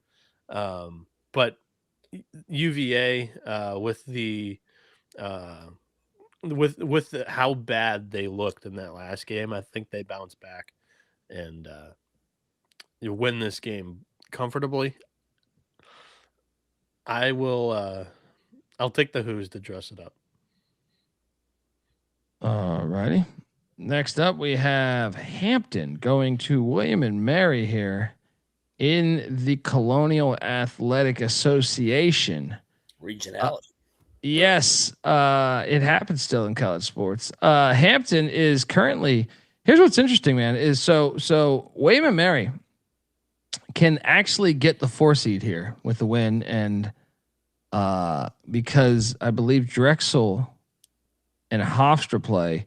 And then Monmouth plays somebody we'll get to in a second here. But Monmouth, is it Campbell, maybe? Either way, William and Mary is playing for seeding. And then the other side of this is Hampton is tied with Campbell right now. So they can essentially jump potentially not only Campbell, but also Towson. So there is great stakes in this game as William and Mary is laying 11.5 against the bed and breakfast here. Hampton won the first matchup. I know. I'll take the points, and I'll take the points in the Pirates. William and Mary doesn't strike me as a team that really blows out fucking people unless it's Wilmington. But I'll take the points. No bet though. Yeah, I think it's too many. I'm gonna bet Hampton. I know that they haven't been the best on the road, but I think it's a decent matchup for them. You mentioned it. They already beat them outright. I think that this will be a single-digit game. Yeah, give me Hampton. McIntyre locking up the Pirates of Hampton. I like Joyner too. I'll join you. Actually, I think you're right. It's just a little off. It should be like 8.5. Double lock on the Hampton Pirates. Bieniek? I'm on the Tribe here. All righty. I wanted to ask you guys this. Jerry Davis thinks that UVA Wake Forest line stinks a little bit. Would you guys agree to that? 14.5 Virginia Wake Forest line. Shout out to the great Jerry Davis. Computers have loved Virginia all year. Yeah. That line on the cocktail napkin was 13.5. So a point, point off, half point off. All right. Ball State is at Western Michigan. Both these teams are eliminated, I believe. Let me just double check that. Good. I don't want to watch either of them play again. Actually, Ball State can still make it. Western cannot. Give me Ball State, I guess. No bet. Ball State, no bet. Bieniek? I'll take a Western on senior day. Next up, we have Monmouth at Northeastern here. Monmouth laying 4.5. This was the game I was referring to that I incorrectly gave out a second ago. Monmouth is in an interesting spot. They are one game behind Hofstra. Hofstra plays Drexel, which is a very good game that we will talk about in a few games here. Monmouth can reap the benefits if they can take care of Northeastern, who's in dead last. The problem is, McIntyre, it is senior night. For Billy Cohen, probably. Final game at home, too. Yeah, I'll lock up. I'm going to die on the sword. Give me Northeastern lock it up. I think this could be if Billy Cohen. Yeah, that's what I meant by he retires. Yeah. He retires. He retires after this. Let's go. Double lock on Northeastern. Bieniek, you in on this? No, I'm not locking it with you guys. I think Monmouth's the better team. They're playing well right now coming into this game, but much rather prefer King Rice as a dog. I'll take Northeastern, no bet. Next up, North Carolina A&T's at Campbell. Campbell's laying 7.5. Should be noted that Campbell won the first matchup by 8. This is in Bowie's Creek, where the Camels are 9-4. Not a far trip though for the Aggies of A&T here. I'm gonna lay it with Campbell. They've lost 3 in a row. I think they make a statement against A&T. No bet. Mac? Cosign. Campbell get right spot at home. I'll take the points with the Aggies. All right. Next up, we jump over to Rocco hit on this last night. If Wilmington wins this game, they get the 1 seed in the CAA, the Colonial Athletic Association. Wilmington's laying 4.5. They did stick it to Elon by 11 at the Trask Coliseum earlier this year, but this is at the Shar Center. Elon's lost 3 in a row. Elon's lost 7 of the last 8. Does this line reek? Yes. I thought it'd be like 7.5 or 8.5. UNC Wilmington sucks on the road. I'm still going in. They got embarrassed. I'm locking up Wilmington. I agree. They win the regular season. Their road games have all smelled this year. It's just because they haven't played as well away from home. But they respond after a blowout loss. Ironically, not after a blowout loss, but after they were blown out in the second half. Ironically, they have more losses at home than on the road this year. Yeah, they just haven't played well on the road. I'll lock up Wilmington to bounce back. Yeah, triple lock on the Seahawks. Welcome to the party, pal. Proud program play. Yes, proud program play.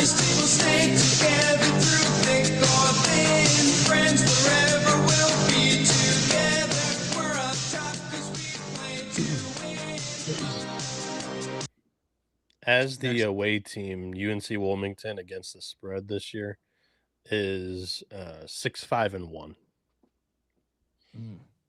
Next up, finally, the Big 8 is back. Oh, no. It's just an SEC game. Missouri is at Oklahoma. What is this? I have a lock. I have a lock here. You know why? And I've seen a 2.5, though. Some Missouri money coming in on, but I remember the first matchup. I remember Missouri hitting 2 buzzer beaters, one to get the game into overtime, and the other buzzer beater to win the game. I mean, one of them was like a step past half court. I'm all over the Sooners. I'm going to lay the 2.5 and lock it up. And what's crazy is I think the Sooners are still. We were going through this on the SGP show. If Oklahoma beats Missouri and Texas, don't do this, and wins a SEC tournament game, there's a path, man. They're gonna they're gonna try and crowbar these fucking clowns in. I know, but there's a fucking path, dude. We were bringing this. We're just like, God damn it. Yeah. I think Sooners get it done. Lock. Porter's final home game too. He may be back. You never know. Yeah. We've been saying this for 2. They don't give a years. fuck at Oklahoma. I will say this. I think Porter wants out. He's had his name in this circle. Did you read? I sent you guys a link from Louisville University today. Earlier tonight. I'm going to throw it in the chat right now. Was it all the debt that all these schools are in? Well, and he cites Ohio State and Penn State and Rutgers. He, as in the president of Louisville, also the vice president of Louisville, also the athletic director of Louisville, and the chairman of the board of trustees at Louisville. I'm going to throw this in the chat for people to check out because I think it's pretty substantial. Oklahoma is 62nd in net, and in WAB, they are 70th. I think they're out. But this would be two teams, like Rocco said last night. They would have 2 wins against teams inside the field. Yeah, right now they're -2 and wins above bubble. So I don't know how much weight it is. We're working with decimals rather than full wins there. Porter's really good at just missing the tournament. So he'll win this one, tickle everybody, maybe win the last one, then lose in the SEC. I'll lock up Oklahoma. I'll fade Missouri off that crazy first half at Starkville on Saturday too. But yeah, that first meeting, Oklahoma should have won out right there. Yeah, Boomer Sooner. Double lock on the Sooners. The 1.5 now. Bieniek, there's a 1.5 out there now. Jump on it. Bieniek, what are you doing here? I'll go Oklahoma too. I don't love that though. I don't have much conviction on this game. Missouri's not as good away from home. Oklahoma's all over the place. So Sooners. Alrighty, next up, let's jump over to another big game in the SEC because right now, according to Bracket Matrix, Texas A&M is the last 10 seed, so right on the cusp of an 11 seed. Free falling. That means they really need this fucking game. Kentucky's a 6 seed over on Bracket Matrix. Aggies laying 1.5 here. I think that tells me everything I need to know there. I will lock up A&M at home. Kentucky's 4-5 on the road. Come on now, Buckyball. Get to the tournament in year 1 so you can shit on Buzzsaw. Mac? Yeah, they're an old group, veteran group. I know they've stumbled down the stretch, but I'll play A&M here. Kentucky off the big Vandy win. They have not been that good away from home either. So yeah, give me A&M. Lock? Yeah, lock it up. Double lock on A&M. Bieniek, what are you doing here? Yeah, this line's super similar to where Ken Palm's got it. He's got the Aggies -1. The cocktail napkins got Kentucky favored. I am going to go that way. Give me the Cats in this. I've continued to fade A&M down the stretch of the year. Double lock on the Aggies of Texas A&M. Lay at 1.5. I can't believe they're going to start 7-1 in league and finish 9-9, maybe 10-8. Well, they were never 7-1 good. That's what I'm saying. I've made a shitload of money fading A&M down the stretch here. Next up, we have one of my top plays of the day. So you got Bruce Pearl saying the things that he said went viral. You got Miami's athletic director talking about Bruce Pearl publicly. You got Toledo off of a big win against a rival. And you got Toledo with the 250th ranked defense nationally. I'm all over the Redskins -8.5 tomorrow. I think they're winning this thing by. I actually think alt line is in play, Jerry Davis. I think they're winning this by 15 or 16.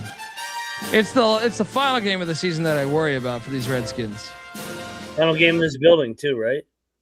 I'm hearing. I want you to discuss this with our friend Tailgate Report because I believe there is a push. I think they have next year. By the way, next year's supposed to be the final year, but I believe the good folk of Miami, of Oxford, Ohio, are rebelling against this. So hopefully they're dumb if they're going to throw that much money into throw that much money into your program, not the stadium.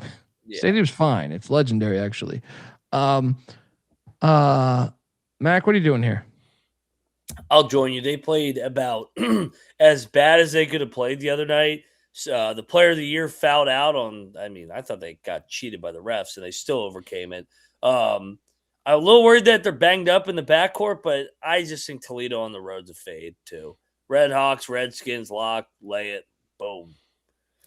Boom. Bieniek? Yeah, I'm trying to find this out too. Because Mac mentioned it, they're banged up in the backcourt. They're missing Sparrow, who was Sparrow's out for the season. Yeah, I know. He was pretty good for him last year, I believe. And then Scaliac with the wrist. I don't know if that's how you pronounce it, but on the season, he's averaging 11 and 5 assists, 3.5 boards a game.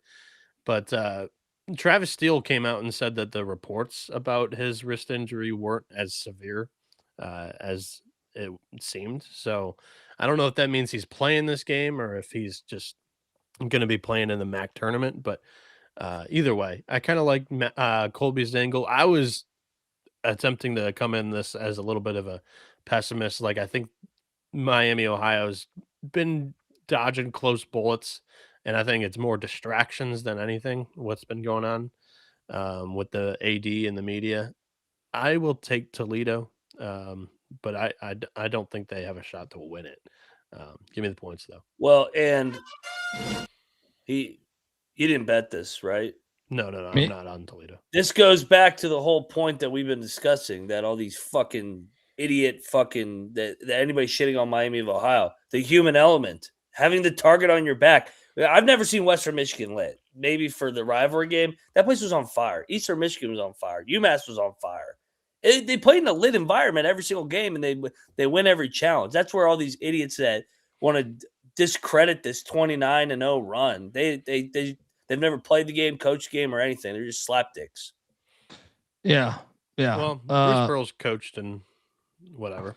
Yeah, but his son is. Son is also his son. Yeah, Bruce Pearl would not be saying that if it wasn't Auburn. Yeah, I was thinking about that because I was looking back at Bruce Pearl's run at Milwaukee when they were they went 29-3 or something, and I was like, this motherfucker knows. He knows that he would not say that.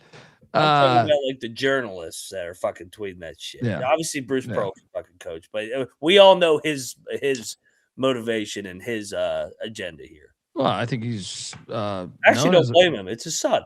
Well, I think he's known as a rat also. Yeah. I'm serious. I think that's official. Yeah.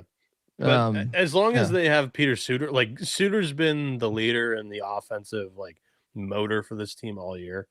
I think they'll be fine. They'll win the game, but they continue to lose a little bit of depth in the backcourt. That's for sure. Double lock on the Redskins. Sprinkle that alt line. It's the battle of the bricks that I worry about, Mac. Oh, me too. Yeah. That's a hard building to play into. I got a feeling that's going to be the one.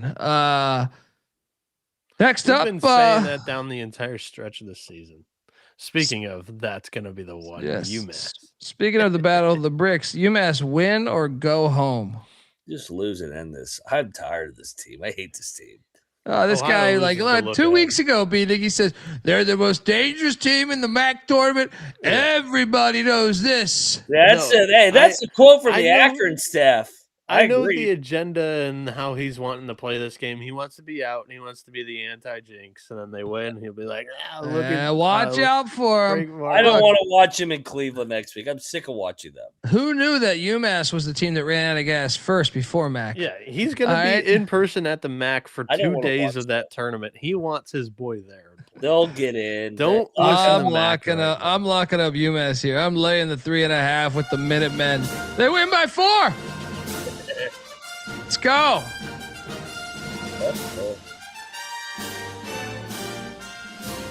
It's 2.5, by the way, right now. So they win by 4. We look all right. Yeah, I'll take UMass for the first time in 2 weeks. Lock? They'll have Ohio just they dropped this game in the look at. They'll have the 24-point halftime lead and they'll win by 4. Like every fucking game with this fucking team. Are you locking it, Mac? Yeah, why not? I'll go down with the shit. Yeah, double lock. See you next week. The Minutemen. Double lock the Minutemen here. Somebody hand me a shot. No. You're in West Virginia, just knocking your neighbor's door, right? No, break in, then they'll pull out the shot. Yeah, I need the Wi-Fi to get knocked out when UMass is playing, so I don't have to watch this. I get so mad. You don't subscribe. You're in a brand new apartment. You're in a brand new apartment. Open up the utility closet you haven't looked at yet. I guarantee you, there's a shoddy in there waiting for you. Next up, we have Clemson is heading to the Dean Dome. But guess what? I know I'm locking up everything right now. This would be like 5 straight locks. It's just the way the schedule aligned. Carolina's got Duke on deck at Duke. There's a lot of drama with that game. I know I said that with NC State tonight. But have you guys seen the injury report? Isn't like this a house of horrors for fucking Clemson though? Like they've had. It is historically. It is. Temple Hill. I thought they finally got one, didn't they? I think they finally got one last year. Caleb Wilson, we know, is out, but Seth Trimble's a game time decision. And if I'm Carolina, why do you play him with Duke on deck? They won in 24 at Chapel Hill last year. No, 2024. I think Carolina will just win. I don't think Clemson's played well. At least they stopped the skid. Dude, you're telling me there's no way Carolina wins this game if they have no Trimble and Wilson. It's Trimble Carolina. They've got some depth. I'm just saying, Trimble has been balling out for them lately. Have you guys been watching them? Yeah, he had 30 points the other night. Yeah. I mean, if you're talking talent, like UNC's 8 or 9 deep is, I think, just as good as the average ACC team in the league. Not with Duke, but Duke on the deck. I'm locking Carolina because if they win this, they lock up the top 4 seed. This is actually a big game for Carolina. I know the Duke game is the Duke game, but they need this game to get an additional bye.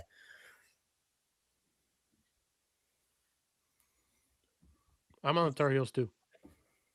Lock, Bieniek? No. Nope. I will battle.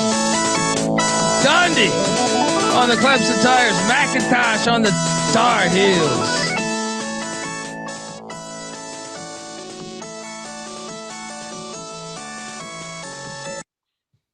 Yeah, plus, Colby, that goes for Ewing theory. I mean, if you're down Wilson and then you're down Seth Trimble, like, somebody's going to step up.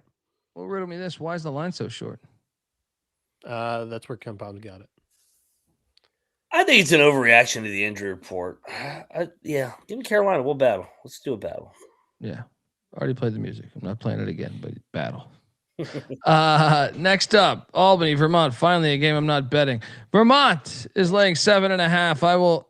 If you're betting any America East games right now, Are they playing for anything?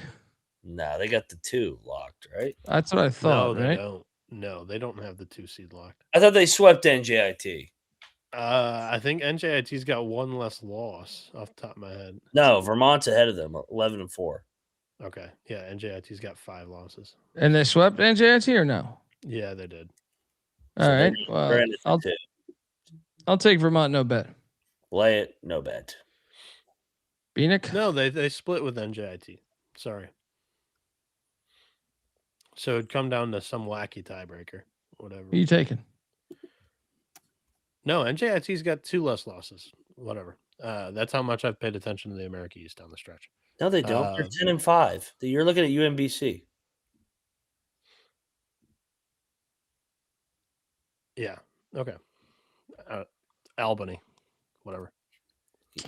You're not paying attention to the rigged league. Yeah, because who would? It's where the money's made. New Hampshire is the lock of the day. Guys, this is an actual awesome game tomorrow with stakes, high stakes in the Colonial Athletic. Drexel is at Hofstra.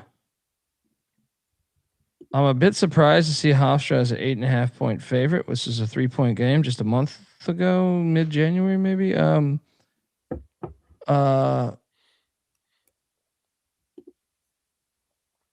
Block Drexel, right? They're playing for the 3 seed here. And Spiker's pretty good as a dog. I'm not a big Speedy Claxton guy. I don't like as a heavy favorite. I don't like Claxton either. I think he's a good basketball coach, but I think as a heavy favorite, he struggles. I'm locking up the Dragons. I'll huff. I'll puff. I'll lock this motherfucker up. Are you going? Cosign. Yep. Give me Spiker and the Dragons. Bieniek triple lock. I can't do it. The home team has typically won this matchup the last 3 years. I will take Hofstra. I think it's a very good clash of styles. And yeah, I'll go Pride here. Double lock on the Dragons with 8.5. Also, speaking of Colonial Athletic, how about Northeastern's win against LSU in college baseball tonight? Nice. LSU's not playing well. You know who's not playing well for a decade? Georgetown. Georgetown's catching 15.5 at the Garden. Whoa. The Johnnies have Seton Hall on deck. I'm still taking the 15.5 in Georgetown. You could talk me into a lock here. Mac, what are you doing here? This is too many off the field. Yeah, I think Johnny's win by like 8-10, something like that. Yeah, I think it's a little bit maybe even 12, but 15.5. Emotional night for Ejiofor and company on senior. This is where I think senior night can go against you. But as a big favorite, give me Georgetown lock. Double lock. Those Hoyas. Bieniek? I'll take Georgetown, no lock. Providence next Saturday. Ooh, that's a good point. This upcoming Saturday. Yeah. Seton Hall, Xavier. Did you guys catch Lenardi on ESPN today? What? I don't listen to anything that Did you say Seton Hall's on the bubble? They're on his first 8 out. That means they're going to lose. I completely agree. Yeah, give me Xavier. I don't know how that team could have 8 or 9 losses, whatever they do in the Big East, and still be on the bubble, to be honest. Well, I'm just telling you, I think he had it as his like 6th team. Go watch. They're it. 9-9. They have a possibility of going under 500 in a bad league. If this was the ACC last year, we'd be screaming from the rooftops that they don't deserve to get in. I'm just telling you what I saw. But I'll lock up Xavier because they ruined Seton Hall's season tomorrow. I agree. Xavier's been good at home in the second half of the year under Little Patino. Damn, Clark's fading his Hoyas. All right, good. We'll take the Hoyas. You gotta fade the fans when they fade their team. Yeah. Double lock. The Musketeers of Xavier. X gonna give it to you. Triple lock this, by the way. Yeah, there we go. Balls off UConn. That was an emotional fucking effort. Center Center. Those fans, look, they may throw dildos at the fucking coaches, right? But they get up. They get up. Let's go. Yeah, and it's the final home game of the year. Senior night. Let's go. Triple lock on Xavier.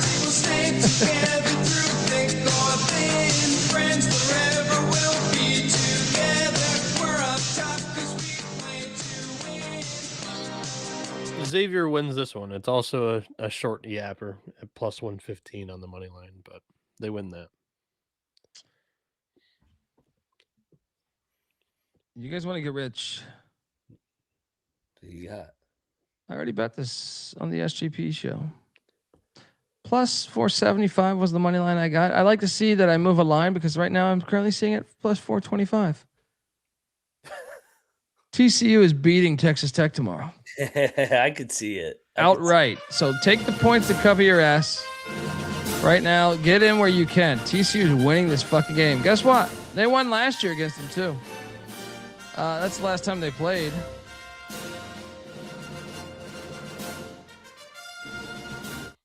Mac? Yeah, and McCaslin and company off these big wins, they've had some letdowns. The next game, they lost to Arizona State, and the 7-man rotation that Rocco was talking about. I also think Dixon is just such a good defensive coach. He'll limit some of the scoring opportunities that they've been getting. Yep. And this is my dog of the night. Yeah, they beat them last year. They beat the Elite 8 team last year. Yeah. Too. I mean, they always hang in these games. Yeah, give me TCU. Love Jamie as a dog. Bieniek? I'll lay it. I think Texas Tech's playing pretty good ball right now. There's a letdown, though. Of course they're playing pretty good ball right now. Double lock on TCU. Sprinkle the money line. Well, if you want me to go in a little bit deeper, they know they don't really have much leeway. They're playing well without Toppin. What do you mean? What much leeway there? They're in. Yeah, they're in, but to be a top 4 seed, to be playing close to home with their site in a region. So they have at BYU on deck. Battle of the 2 NIL departments. I don't think they're looking ahead of a home senior night. So I think it's gonna be a rock fight. Oh, their players are transfers. Anyway, next up, let's go. Oklahoma State's at UCF. UCF's laying 9.5. Oh, that's a good point. Seth Trimble will probably play because it's senior night. It's a good point, Clint. And he'll lose, just like he did for so many years at Carolina. Hey, he beat Duke at the buzzer. He did me a solid. I was on the money line that day. UCF wins. Give me the points in Oklahoma State. 7-point win by UCF. No bet. Mac?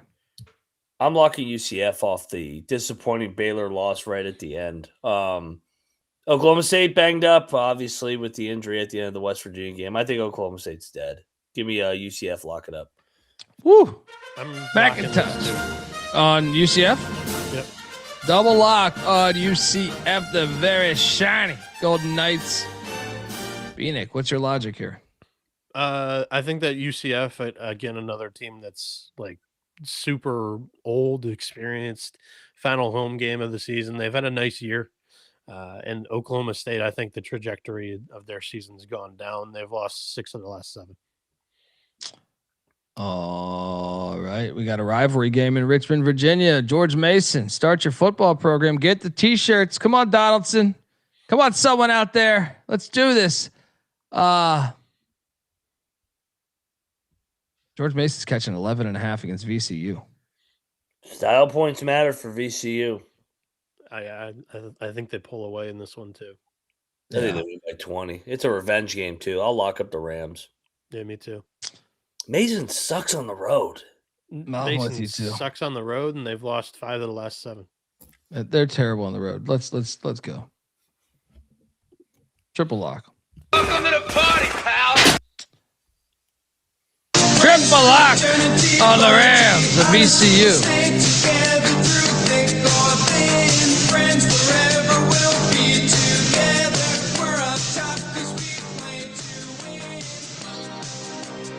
Final home game for VCU too.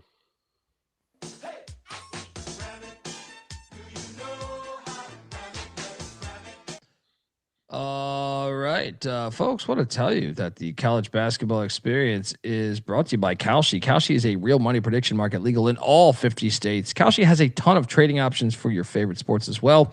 Besides sports, they got a ton of other markets, including politics, entertainment, hell, even the weather. It's Kalshi. You can trade anything over there. New Kalshi customers get $20 when you use the promo code SGPN. That's Kalshi, Kalshi, promo code SGPN. And we're also brought to you by Rhythm. Rhythm has been on an absolute heater for college hoops. Super easy to sign up, run predictions off the house model, or make your own and mess around with those sliders. Looking to go premium? Yeah, use the promo code SGPN25 when you download the Rhythm app for 25% off your first month. Download Rhythm. That's RITHMM. Promo code SGPN25. And how about this one? We're giving away $25,000. Yes, March Madness is here. And SGPN, us, TCE, part of SGPN. We're giving away $25,000 winner take all in a Survivor Madness contest. SportsGamblingPodcast.com/survivor to sign up. Once again, that is SportsGamblingPodcast.com/survivor. New to Splash, use the promo code SGPN. Play $5 to get $50 in bonus entries. Let's go. And shout out to the great Jerry Davis, who says he just bought the George Mason Start Your Football Program t-shirt. You are a fucking man. Are the fucking man. All right, Colby, moving forward, like if we're doing the conference tournament picks and you sprinkle them in there, we don't have to read the second ad because the tournaments, when you include those games, that'll be on the trim. Because we're not talking about the games again. You know what I mean? Remind me tomorrow. Next up, 0% chance he remembers. Yes, Dayton is at Richmond. Ooh, the line was at 5.5 when I was doing the SGP show. It is now down to 4.5. Money coming in on the Spiders on senior day. Who's Dayton got on deck too? St. Louis? No, VCU. VCU. Right. And St. Louis has Mason on deck. Yeah. They got humiliated in that VCU game too. I know. Colby and I were there. Yeah. I'll take Dayton. Were you no there? bet. You were probably checked out after the first hour. Yeah, we did leave early. I was like, I'm ready to go to the fucking bar. Let's go to Parlay Bar. Yeah, shout out to Parlay Bar. People there at Parlay Bar. If you're in Richmond, Virginia, check out the Parlay Bar. I'll take Dayton laying 4.5. I'm with Clark. I'll even lock it up. I don't think Richmond can beat these guys. McIntyre. It stinks, but I'm with you. Give me Dayton. We're pro VCU on this pod, so we'll fade the Spiders and we'll take the Flyers. Double lock on the Flyers. Fly on. Bieniek, are you in? Nope. Richmond starts 4 seniors. I think they have a magical night. They win. Ooh, there we go. Outright. I'll lock it up. Richmond plus 5.5. Dayton in the look ahead. Let's go. Oh, wow. Wow, okay. What is best in life? To crush your enemies, see them driven before you. We got a battle. Bieniek on the Spiders of Richmond. Mac and Dudley on the Flyers of Dayton.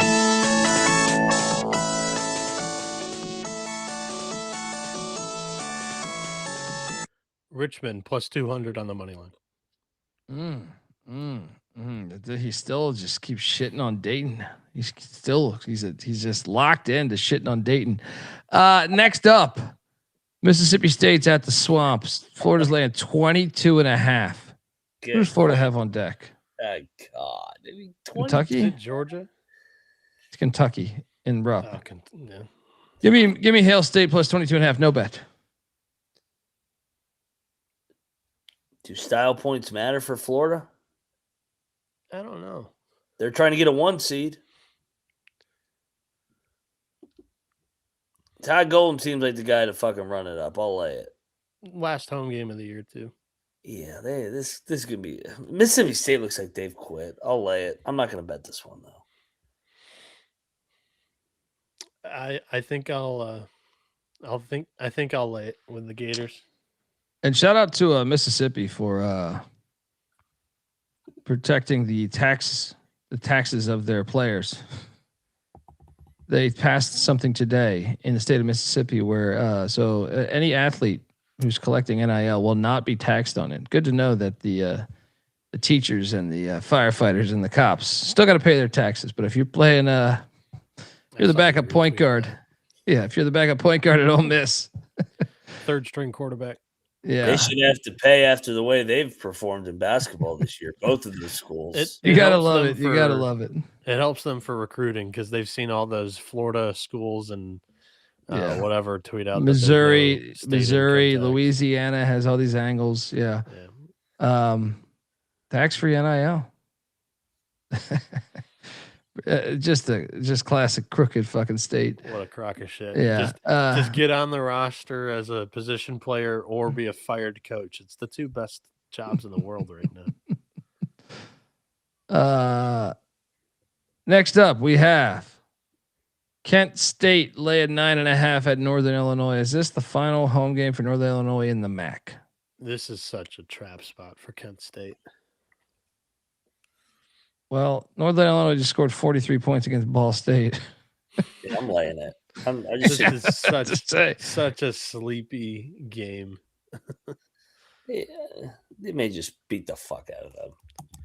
I mean, so Kent State is currently the 3 seed. Yeah, they're locked in though, dude. They can't lose. Do they give them one more fuck you to Northern Illinois on the way out?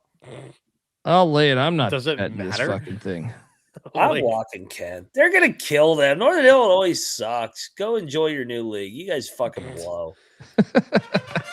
McIntyre locking up the Golden Flashes. I will definitely stay away. Clark's paddling. He's on Northern Illinois. I'm locking up the Huskies. I'm locking up the Huskies. You look at the last game they played against these guys. This was a 4-point loss to Kent State on the road in Kent, Ohio. They've lost to Ohio by just 3. They lost to Ohio again by just 8, and they lost to Toledo by 10, all within the last month. Like, they've been competitive in the big games. I just think this line, this game for Kent State off the Akron game is just such a sleepy spot. They're ready for. I can't hear you. Hold on. We got a battle. Bieniek on the Huskies. Kent State is Mac's play. What were you saying, Mac? Those guys in Northern Illinois are already thinking about Pensacola for spring break. They ain't worth. They're not paying attention to this game. They're fucking worried about pussy. They're gonna lose by 20. This is the final home game in the MAC. They could give a rat's ass. They're thinking about their fucking spring break and the fucking panhandle. Shout out to Track Star who says, Mississippi, those players deserve that. They train to perform for the public. And what do the firefighters do? They're just they're not stopping that fire for the public. Like what? What about the teachers? What about the teachers? Your fucking teachers aren't working for the public to better the world. Look, I get it. Like, but I think that's a steep hill to be on there. Shout out to 357 Michael Jordan with another 3-peat winning the first 3 NASCAR races this year. Thoughts? Why are you asking this during March Madness? 357. Thank you for the $5. That means North Carolina wins tomorrow. What is it, Darlington? What happened? What was the race today? LeBron has never won one. That's what it means. Another thing Jordan's better than LeBron in. No, it just means the Tar Heels win their basketball game. Better in golf. He's better in NASCAR. He's better in basketball. He's better in life. Maybe baseball. It's under investigation. Dude, LeBron is not better. LeBron's probably a better gambler too. Yeah, probably. Maybe he's better at that. Yeah. Anyway, next up, a hilarious battle. I did not see that one coming, guys. West Virginia is heading to the Little Apple, Manhattan, Kansas. To be a winning gambler to be good at gambling? Yeah, I think so. Like if you practice gambling, like if you just gamble a lot, you're good at gambling. I'd say you're a bad gambler when your dad gets murdered because of the debt that you didn't pay. Are you not familiar with this? Yeah, I am. I'm okay. I'm still saying I think that by the fact that Jordan has gambled more with public, like the public knowledge of Jordan gambling more, I think he's the better gambler than LeBron. We don't even know LeBron gambles. I'm just going to take the guy whose dad didn't get murdered because of a gambling debt and say he's the better gambler. The one time that Colby does not want to joke. The joke is that they killed his dad. It's actually a very dark joke. Yeah. You're missing it. No, I get it. And then you just want to keep, I'm not having fun. But mine's a joke. I am having fun. Mine is a joke. Obviously, I would not tell Michael Jordan that to his face. Sir Jordan, could I get you a cup of coffee? Charles Oakley's gonna fuck you up. That's my real. I mean, Jordan could kill me, but also the real thought would be Charles Oakley destroying my house and sitting in a van outside of my house every day, just fucking up my life. But yeah, I do believe I am not telling any lies, from what I understand. Yeah, it's sad. So then you're not joking. Well, it's still a funny joke because most people don't know. Sure. Yeah. Still a funny joke. Yeah. See, it's funny because it's true. Jay North is saying that. See? I know comedy. All right. I always hate that commercial. There's like some commercial. As a comedian, I know comedy. You seen that commercial? No, the commercials that are funny nowadays that are on all these sporting events are the ones with like the parents. I forget what company it is, but it's like, don't be your parents or whatever. And it's like all these stupid, like old people common things. There's like a Howie Mandel commercial of like, he's like, it's like for some fucking like product, like an infomercial. And he's like, as a comedian, I know comedy. And I'm like, well, I don't think that's actually true. There's plenty of comedians that don't know comedy, right? It's all subjective. It's all horseshit. We're all idiots. We'll be dead. No one knows anything. End of the show. Give me West Virginia. All right. I'm going to lay the 1.5, Mac, for you. All right. But I am not going to lock this fucking game. I see Clark's locking it. Gotta get on them early. If they get on them early, K-State will quit. Yeah, lock the Mountaineers. They're winning this. Then we're going to win on Friday. And then I'm going to fucking be obnoxious on Twitter. I can't believe they're laying just 1.5 against the worst team in the Big 12. Shots Why fired. are you surprised? I told you, I said it last night. I was like, I don't like this game. I have more confidence on Friday. The line was only like 7 a couple weeks ago in Morgantown. This is the Big 12 bubble team that we're going to die on a hill for, Colby. Who gives a fuck about the spread? It's about wins, not hypothetical wins. Unlike that fucking bullshit SEC league. Win the game. Win the game. 10 league wins, you're in. You got to win this game, though. I don't. This could be a grinder, but the ears find a way. Boss Hodge, let's go. Kansas State's got the Jayhawks next. I'll take Dub V2. Boss Hodge. Morgantown, you'll always be home sweet home to me. Good old Morgantown. Morgantown, WB. Morgantown, WB. Pittsburgh Panthers, a bunch of wimps. They ain't got no guts. Penn State. You gotta send me that audio again. You gotta listen to the next verse. It's like the most Morgantown shit ever. Definitely not politically correct. That whole entire song. Yeah, I think he might be calling the Penn State fan base a bundle of sticks. They might have hugged it with what Xavier. Yeah. Also, there's nothing politically correct in this town. And that's why it's the greatest place on earth. Fuck you, snowflakes. Let's go, ears. There you go. Go to Billy's Tacos. Next up, you can say anything at Billy's Tacos. Oh, you can say whatever you want this fucking crowd. It's great. I'll be at the GOAT tomorrow, 8:00 sharp. There you go. Go to the GOAT. Fuck a farm animal. Who knows? Look, Arkansas, Pine Bluff is taking on Jackson State. This guy just looked around looking for his charger. No, my charger's plugged in. It's ready to go for tomorrow. As well as my blue shades that I received from my ladies at the GOAT. They're over there too. They're over there. Look alive, everybody. It's 4:00 in the morning. Monorail forever. I like that one, Clark. APB. Lost in 1,000 games the other night was APB losing to Mississippi Valley State at home.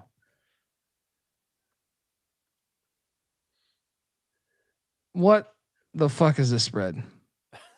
Well, Ken Palm's got Pine Bluff favored. What? Yeah. That palm ball. He doesn't watch the fucking. So he doesn't even know what the SWAC is. That's why this line really smells. The cocktail napkins got Jackson State -4. I will take Jackson State. I do wonder if you feel so horrible because you lost to Miami, or I'm sorry, you lost to Mississippi Valley State. Yeah. It was like the time I lost by 96 points. So it's like you all week you're just thinking about it. You can't even take a bite of salad. You can't even, you can't do anything. You can't even, you're having sex with your girl and you're just like, God damn, how the fuck did we lose to fucking Mississippi Valley State? It's not. She's like, you're not interested in me, and you're like, fucking lost to Valley State. It's not. What's wrong with you? Does it mean that we're not getting a SWAC parlay? No, there's too much. There's too much on my plate right now. Too much on my plate with these tournaments. We should bet Jackson State. Come on, they're. I will. I like Mo Williams. Let's go. Let's go. Come on. Double lock. This game smells for whatever reason. Double lock. Give me these Tigers. Double lock.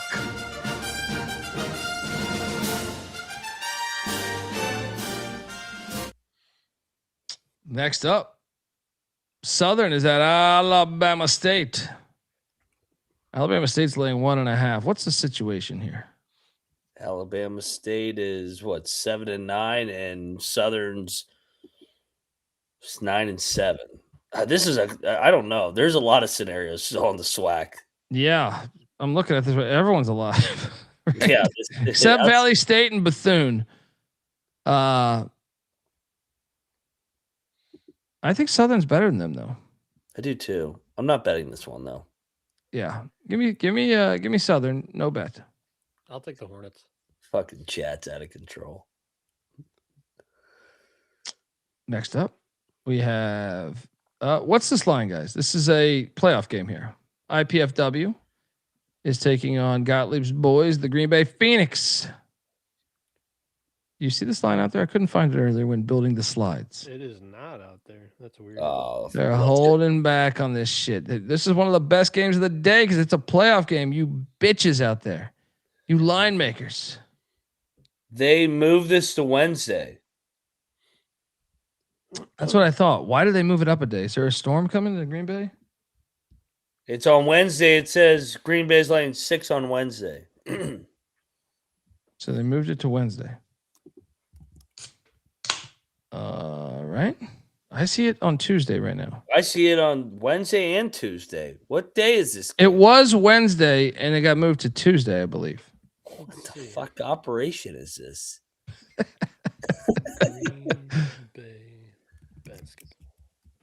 It's tomorrow. That's what I'm saying. It was originally on Wednesday, and they moved it. Why did they move it? Why did they move this? It is there any report? I don't know. I'm reading their game preview right now. It doesn't even acknowledge that it was scheduled on Tuesday. Fucking just move it up a day. Who cares? It's just a playoff. Yeah. You know how I know that it was moved? I know for sure that it was moved because I had to build the slides for yesterday, and we previewed all of them on the SGP show. And I highlighted specifically that the other 3 games are at 7:00 on Wednesday, and Green Bay's at 8:00 on Wednesday. So actually, you know what? This is hilarious. So they posted their game preview on Monday, and it says game time Tuesday, 8 Eastern. But that's okay, wait, that's on Monday website. Though. On Sunday night, it was Wednesday. It was Wednesday, and now they've moved it up a day, just for whatever reason. Well, the chat's asking Tuesday. They're playing today. Yeah. And what was the line for a Wednesday? Just it's the same. That's it's the same. That's the book's probably just going to do is they're going to. Me, I'm just here to bring diversity to this set here. Give the kind of white man's perspective on the point guard position. The books are just going to take that line from Wednesday and put it on Tuesday. What was the line? 5.5. No, we have the line. It's 6.5. It opened 6.5, 5.5. Yeah. It's both. Yeah. It's bouncing back and forth. You got to take IPFW, especially they're moving a game up. What the fuck's going on here? Was it podcast schedule? Both. Hey guys, I got to do a podcast on Wednesday. I'm tied to this thing. All right. Hey, Horizon League guy. All right. I know you suspended me. That was you did me dirty. You owe me. Look, I'm scheduled to interview Stone Cold Steve Austin on Wednesday. All right. So we're gonna have to do something about this ball game here. All right. Look, we could. It's our gym. We can play whenever, right? I mean, shit. It's not like fans come to our events. You got to take IPFW. I have Green Bay as my future. But I'm taking IPFW in the points because Gottlieb's never been in a spot like this, especially they move a game up 24 hours. What the fuck is going on over here? Give me IPFW in the points. 6.5. I'll lock it up. Green Bay wins by 2.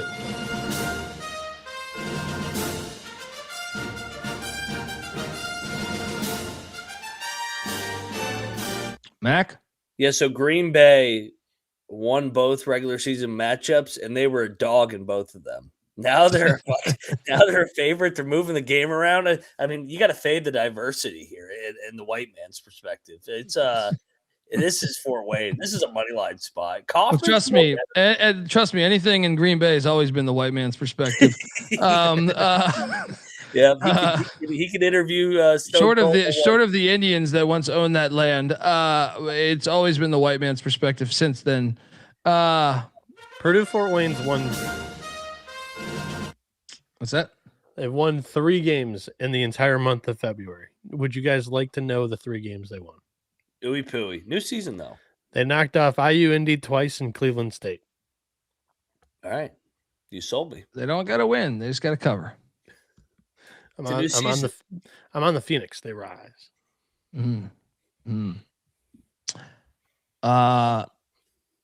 Double lock on IPFW. Next up, Grambling is at Alabama A&M. Alabama A&M's laying 1.5. This is your event center play because I think Grambling's better. But look, you've been right more than you've been wrong on this fucking event center. They're 11-4 of this event center. All right, they got the stage in the fucking end zone. It's like the fold up tables. They got the fold up tables. They got everything. They get at this event center. You can do whatever the fuck you want. Just make sure you get the game done before karaoke night starts. I'll lay the 1.5 with Alabama A&M. No bet. Yeah, this is Dante Jackson against his former team though. He won the first one.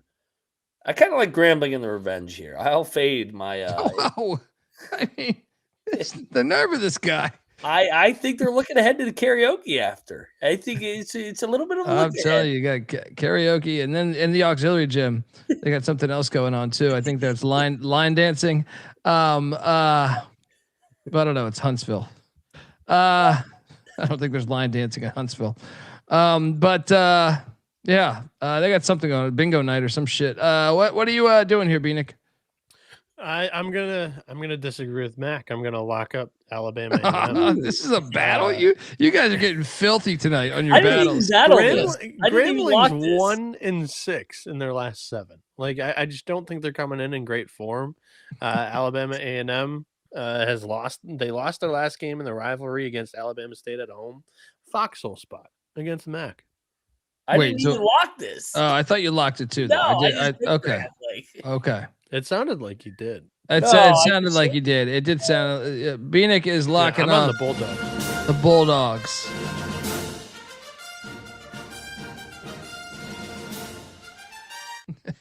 HBCU karaoke night, Clark. Yeah, I don't even think Darius Rucker jumps into that, right? Watch out for the band in the end zone. Don't trip up or sprain your ankle. The HBCU bands are the best, dude. Crazy. They could throw a fucking party. Next up, Vanderbilt is at Ole Miss. I got a lock here. Oh God, Beard. They're back. They should have beat Ole Miss, or they should have beat Vandy at Vandy. Yeah. What about a little TCU Ole Miss money line parlay, Mac? I could be in on this. The real question: you think that Rebel right there has ever been to an HBCU karaoke night? I don't think he made it over there. That rebel is the reason why that state is still a complete fucking mess. If I had to wager, I would say, I mean, it wasn't that long ago where they actually had the Confederate flag on the fucking helmet. But having said all that, I will take Ole Miss because they are bending the rules. They are about as corrupt as a state can possibly be. Louisiana, I think, is the public enemy number one. But Ole Miss, as you can see with the Brett Favre scandal in Hattiesburg, they, state of Mississippi will do what they have to do. And crime does pay. So give me Ole Miss plus 6.5. I do think they're live on the money line. Yep. Hotty toddy. Double lock.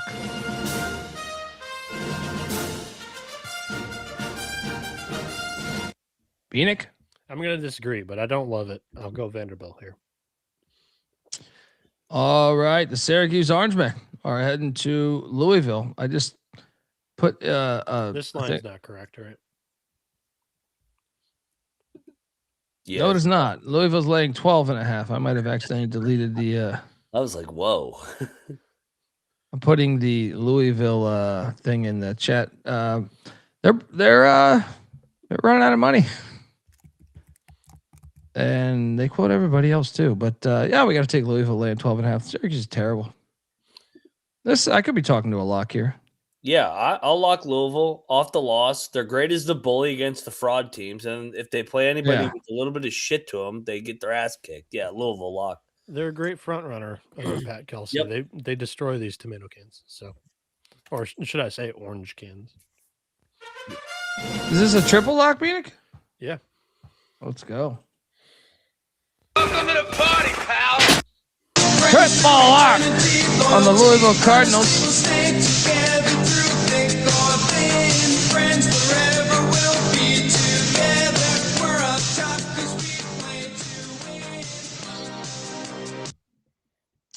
Clark joining us here. Shout out to Clark. You want to talk about the worst game on the slate tomorrow? We've mentioned a couple of about them early. Which one? All of them in the America East. Is this BCVT? I was about to say, what about this one? No, Bryant, New Hampshire is really bad. I know. That's a lock of mine. Boston College is at Virginia Tech. I'm trying to read the line without falling asleep. They're laying 11 Dude, we should and a lock half. B. Why? VT or BC? What'd you say? BC. Yeah. I'm on VT, dude. Oh, They need it. That's Rocco why was I talking want, about this. That's why I want to fade them. Yeah, Mike Young can't win these big games down the stretch. And This is a they've got big Virginia game? I don't next. think this is a big game. Well, it's a big yeah. game because they can't lose it. Then it destroys their at-large case. Dude, BC's live on the money line. Watch. This is like a sleepy fucking spot. The cocktail napkins got this at 14.5. Like I think that Virginia Tech wins, but I can't This is in between Carolina and yeah, that is true. Old school Big East game. Hey, we should be excited, but I don't care. I will take the Hokies. No bet. You guys are locking BC? Yeah. Yeah. I'm not there, dude. Earl Grant's going to win this and then talk about how he needs an extension. He's done. He already knows that the writing's on the wall. Mac is locking up BC plus 11.5. BC didn't change a football coach or baseball coach. Grant's out. He'll get an extension when he wins this. No. Shout out to Jake Williams. Colby, as a father, how do you balance your sleep schedule, sir? I basically lose battles. I told you I'm gonna look like Jeff. I'm like 6 months away from looking like Van Gundy. You know, like or like a heroin addict or something. You know what I mean? Like just the off season. There's no way to win. That's the way. Well, here's what happens when you have a child. Like you're then first few years at least. My guy's only 2, but you don't ever sleep. And like my fucking house I need a bigger house, guys. We need to start making more money.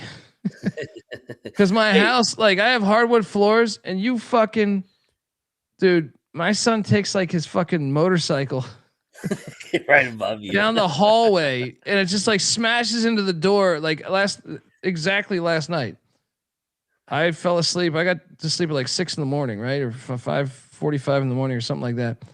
And my son got up literally as I'm going to sleep.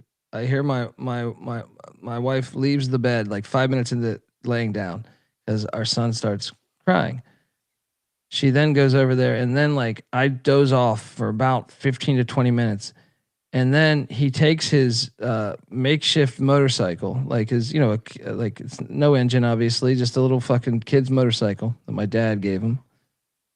And all I hear is, running down the hallway, and it smashes into my door, right?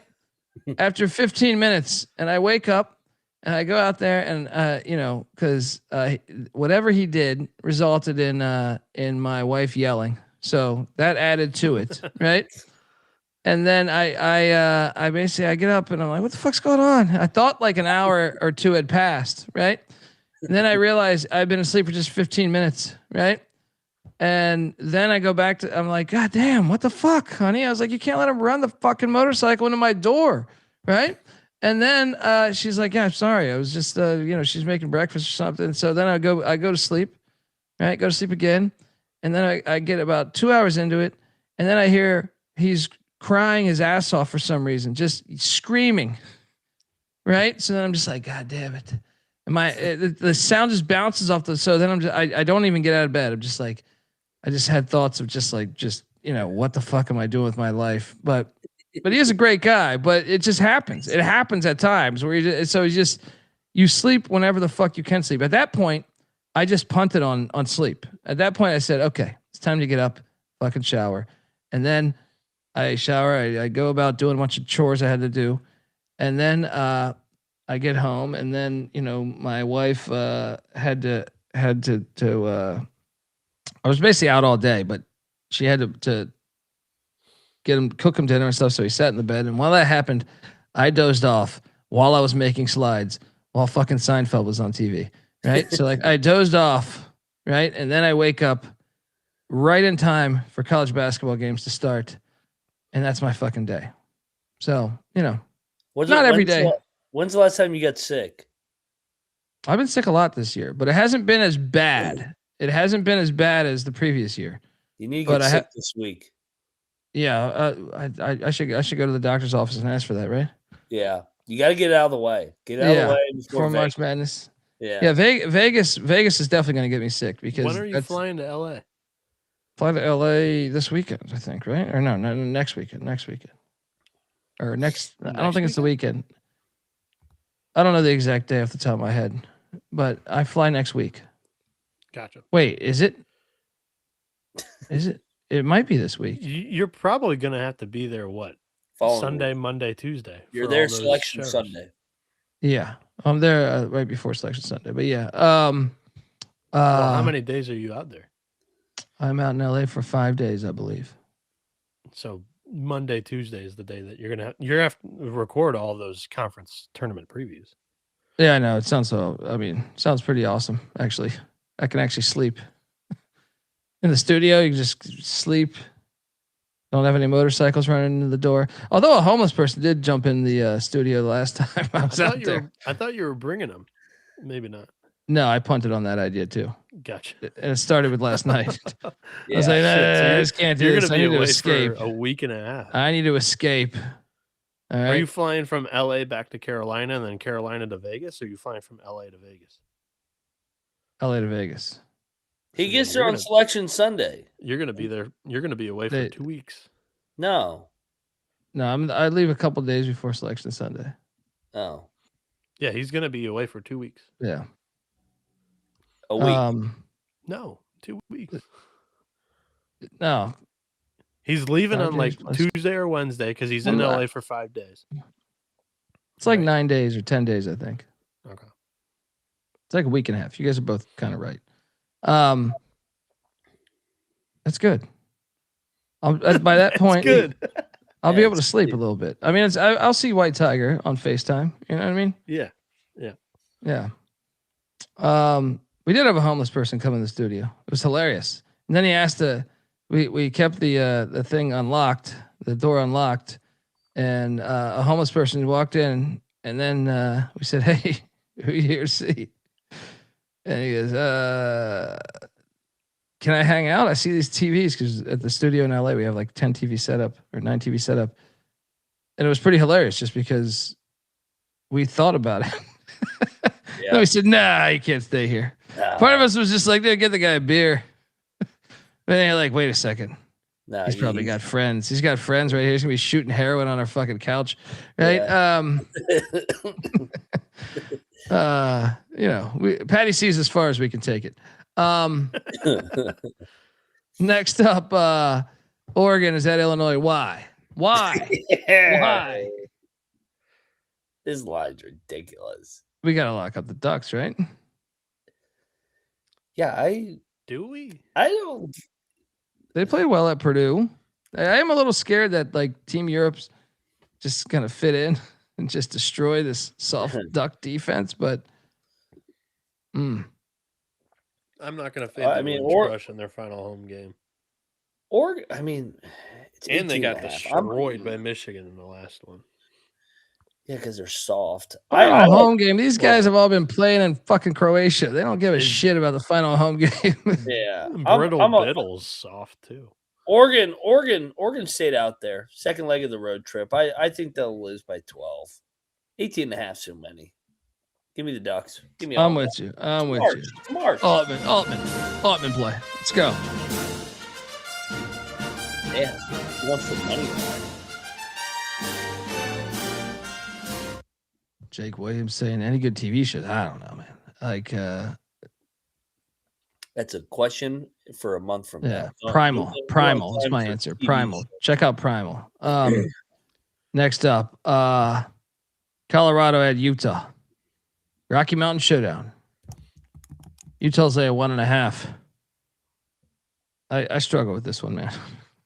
Colorado's gonna lose.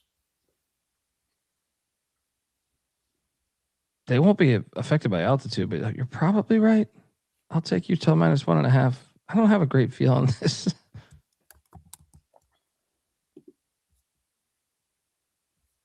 Bieniek? Utah, I guess. Yeah.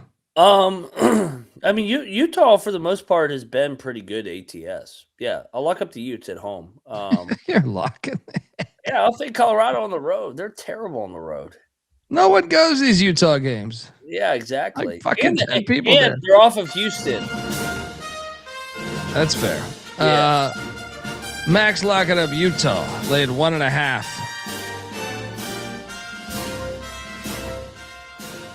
Those teams off of Houston get fucking beat up. That's your best case. The home environment of the Utes for a Colorado basketball game. Hey, this is a rivalry. There'll be more people at the fucking park. Pac-12 rivalry. Right? Walking their dogs than there will be. Yeah. This one. Next up, Kansas at it. What the fuck is this? I'm betting Arizona State. Get Venezia's pizza. It's the best shit. You're out there going to this game. Venezia's pizza, play of the day. Arizona State money line. And Bobby Hurley's final home game. We've been saying this for 4 years. What if he wins outright and they bring him back next year? Sprinkle the money line. Sprinkle the money. What the fuck is this line, Mac? Fake sharp play of the day. I'll take Kansas to win by 20. This reminds me of like Oklahoma State a couple weeks ago where the line was like 4.5. We're like, what? They're gonna send Bobby Hurley out. They're gonna leave no doubt that this is the end of Bobby Hurley. Blowout. We're gonna battle. By the way, yeah, Colorado's also playing for Tragic Magic. Rest in peace. I forget the gentleman's name. The backup quarterback of Colorado who passed away. Love and condolences to him and his family and friends. Terrible story there out of Colorado. Bieniek, what are you doing here? I'll take the Sun Devils. No why. We got a battle then. You notice how Max sucks off Kansas? Like how many? He's like off Kansas, but he's a fluffer. He's a fluffer for fucking Kansas. In his defense, he's right more times than not on Kansas and Kentucky. Yeah, I missed Arizona, so I'll get it back. I mean, fuck. I mean, Kansas has been the easiest team to bet on for the last fucking 20 years. I don't know, buddy. I just worry about you. I don't like those your man crush on Bill Self. I like Bill Self a lot more than Bobby Hurley. Fuck. One guy's got 2 natties. We got a lock battle. Max on the Jay Cox. I'm on the Sun Devils. Shout out to Venezia's Pizzeria. If you're in Arizona, it's the best pizza. What's up? Sorry. Will Darren Peterson finish the game? Stay tuned. Yeah, it's a lot of time out in the desert. He's probably doing peyote with all that money he's got. I hope he's a late scratch because then Kansas will win by 20. Yeah, Dominic Ponder, by the way. Rest in peace. 357 terrible. Coming in. Yeah, 357. Yeah, I mean, it's just tough. That's just a tough story, man. I feel like this has been happening a lot lately. Am I crazy right now? Second in the last week that's been a single car crash for a college athlete. Well, you also had the Iowa baseball, like the community college baseball team situation. Yeah, that too. That's what I'm saying. I just feel like, a lot of these fucking things right now. What the fuck's going on? Yeah. All right. We gotta cool out on this. It's because no one's drinking. That's what it is. No one's drinking. 2 single car crashes. There. I don't think there was alcohol related. I thought. I don't know that for sure. What are the other? What's the other incident you're talking about right now? The Radford baseball player. Oh yeah. Actually, I don't know that. I'm not familiar with that. I didn't even think that. I didn't even connect that. So, my apologies if that's related. I was thinking of the Iowa Community College baseball, which I don't believe there was any alcohol. That was just a crash. I don't know. Yeah. Big 12 playoff scenario. Jayhawks need both games this week for a double bye too.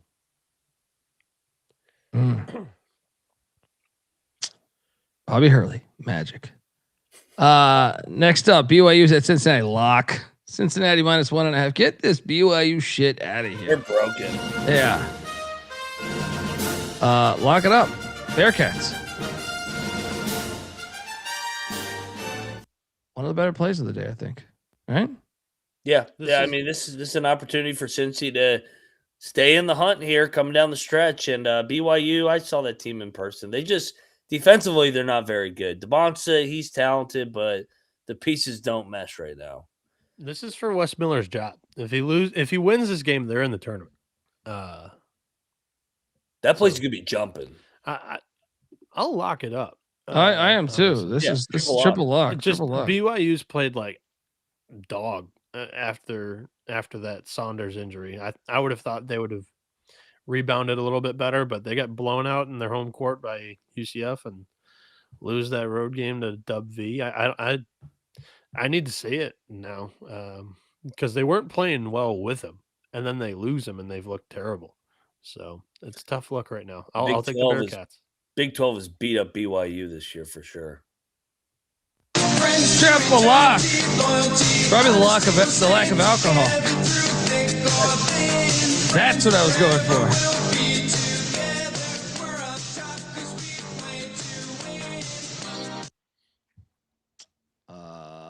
Next up. Mississippi Valley State, Delta Devils, the best logo in all of college sports. Look at that shit. That and Arkansas Pine Bluff. Fight me. Those are the best 2 logos in college sports.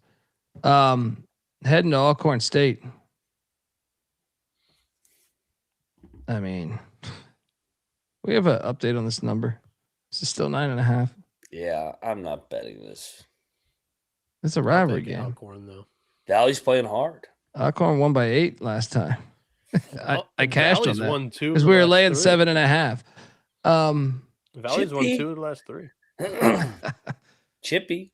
I'll take Alcorn. I'm not touching this. The last time Valley won a game, they lost the next one by 21.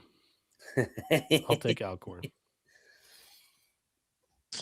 Shout out to Clint, who's talking about another Georgia football situation in an automobile. This is a next slide Sullivan game. What are you taking here, Mac? You're taking the points? No, I laid it, but I'm not betting this. Yeah, don't bet this game. Next up we have San Diego State at Boise State. This game is awesome. San Diego State coming off a tough loss. I was actually really impressed with them though at the Pit. I think that was like their most impressive performance. That and the Utah State game, which is why I'm locking up San Diego State. I think they're going to take it to Boise. Let's go. Mac? Yeah, double trip here. Like you said, they played well at the Pit. The first meeting, do you remember the first meeting? And they're playing for first place right now, by the way. Yeah. I do remember the first. Yeah. Fucking San Diego State blew like a 20-point lead, triple overtime, crazy, maybe game of the year. I love getting the Aztecs as a short dog. Yeah, give me a Dutcher and the boys. Double lock on the Aztecs. Bieniek, what are you doing here, buddy?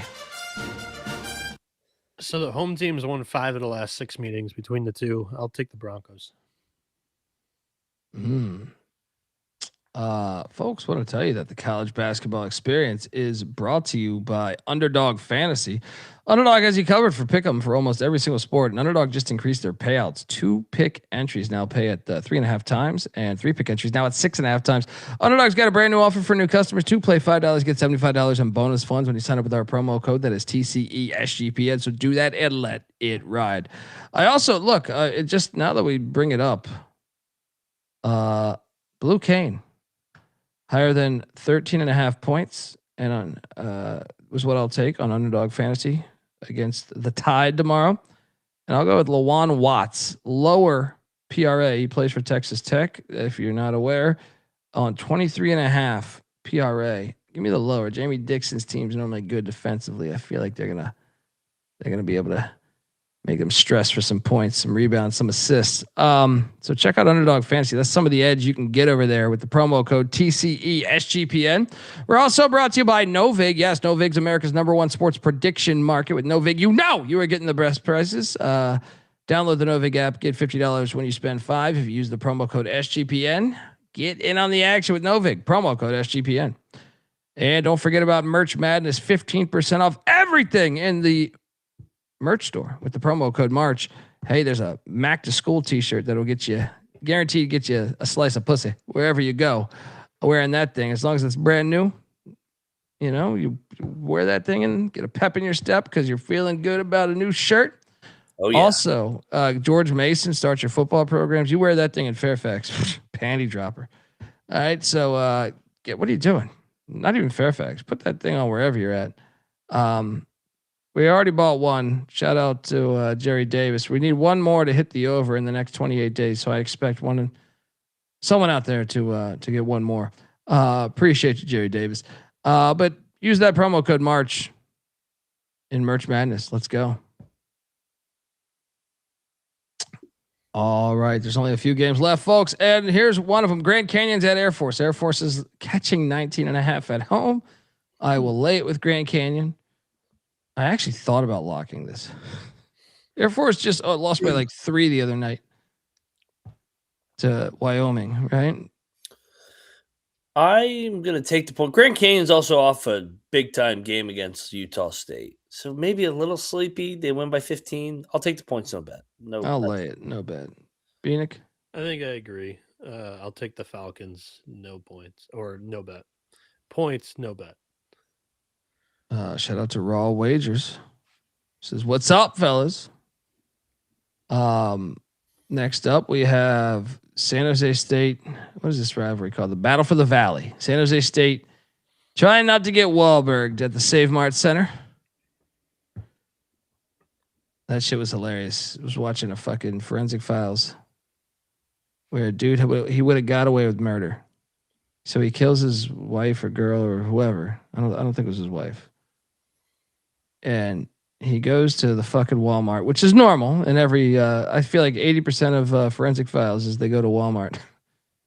It's convinced me to never go to Walmart because I don't want to be a part of a crime. But he maybe it wasn't Walmart. No, it was Walmart. He typed in his phone number to get the discount off the masking tape or the fucking that he bought a trash can, duct tape, and he went through the line, and he was about to get away with it. He paid cash. He did everything right, except use his cell phone number for the discount. One of the more hilarious murders that I've seen. To get busted because you saved $1.50 on duct tape is fantastic. Got to check out this Forensic Files show. But that's the show I'll give you out there. What show you into? Forensic Files. I love seeing these morons. Did you see the Le'Veon Bell tweet? No, he's crazy. He took Advil. He said I can't believe he tweets something like this, but he said he took edibles, watched Forensic Files, fell asleep, woke up thinking he was the criminal in the show. Okay. I mean, edibles are one thing I will say about I talk a lot of shit about the youth and how it was better in my day, which is, that's normal, but I also believe those words. Not edibles. Edibles are way stronger now than they were when I was in high school. Like unbelievably stronger now than when I was in high school. So you figured that one out. Shout out to Le'Veon Bell. He was gonna come on the show. Him and Patty C go to the same gym. And shout out to Le'Veon Bell. He might be crazy, but I mean, hey, he's good crazy. Good crazy.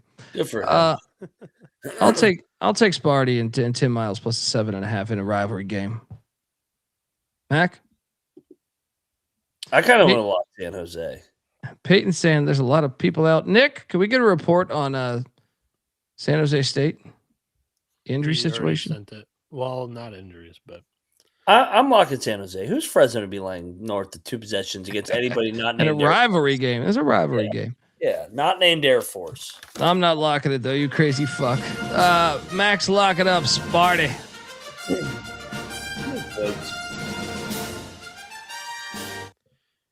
Bieniek?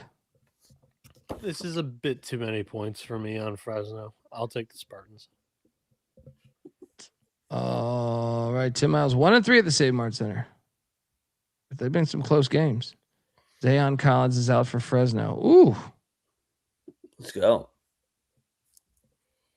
Interesting. LSU is going into the jungle. Please win this game, LSU. Please win this game. Oh, LSU. my God. If I got to see, they were the first out on Lenardi. How? First team out. It doesn't make any sense. They're 15-14 overall right now. You have to be 3 games above 500. That's like the golden rule. No shot. How are they above, like, that's that means they're guaranteeing that Auburn wins. LSU, Bama is a stretch. And then you would need to win a game in the SEC tournament, and then you can lose to be 3 games above 500. It's not happening. They're gonna fucking blow out LSU though. Watch, and they're gonna to put in perspective. LSU is 15-14 as well. All right, ready for this? This is Lenardi's first 4 out. Oh wait, he has Auburn in now. Auburn's in. God, come on. They're ahead of TCU. Don't use Lenardi. He's with ESPN. Well, he's on TV. Bieniek is saying with ESPN. I know, but that's what I'm saying was like I was watching the fucking game and he came on the fucking screen. All right. So it's like I get it. Like I'm not trying to spew Lenardi, but it's like they're right there programming us. He doesn't he doesn't update his like site anymore for whatever. He's a lazy fuck. I could have swore he said today on ESPN, he said Auburn was his last team in. Go on his Twitter. Twitter, his last team out, 16 hours. That's what I mean. Last team out or first team out.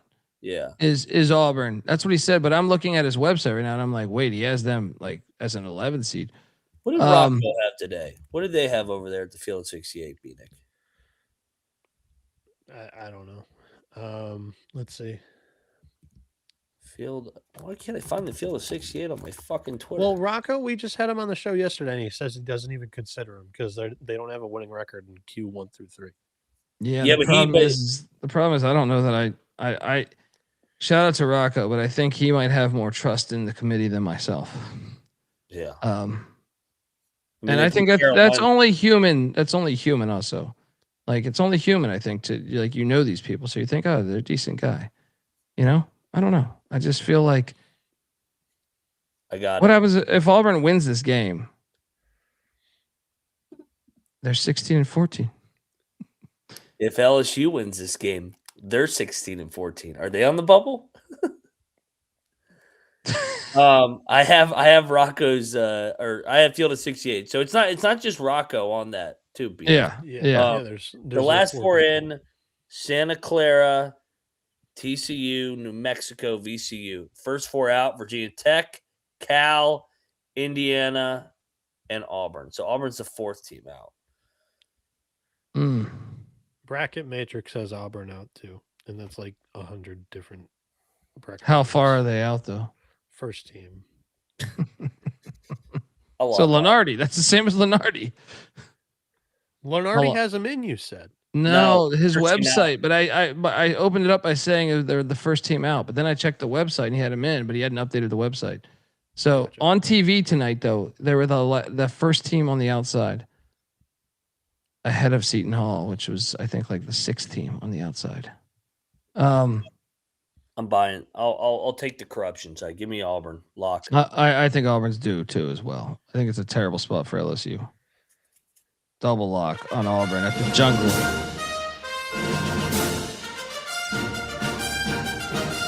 Bieniek? Can't get there with a lock, but I will take these Auburn Tigers. They're laying 8.5 points, so they should be in the tournament. That's the SEC logic. Yeah, laying 8.5 against their team. Hypothetical, Bieniek. Their team that's going to fire their coach, but hey, they have a winning record, so it's a good win.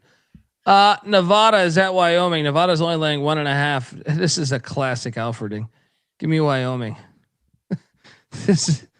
I know, like this. Come on, this is a great spot for Wyoming. Off of overtime. I'll lock it with you. Cocktail Napkin has the wrong team favored in this one too. Yeah, I've just seen it too many times with Alfred. You go from Vegas to Laramie, highest elevation. You're just in overtime, lose a rivalry game. Just the type of game. Yeah, Wyoming wins that one too. Dude, you know what's crazy is I've been awesome at betting Nevada this year. Yeah, you have been pretty on. I feel like I have not got many Nevada games wrong the whole year. I bet you they're like my top 5 team to bet if I get to tell people to look. Mac, what are you doing here? I'll join you on Wyoming. They almost fucking shit the bed against Air Force on Saturday. So yeah, I think they bounce back as well. Triple lock on the Wolfpack of Nevada.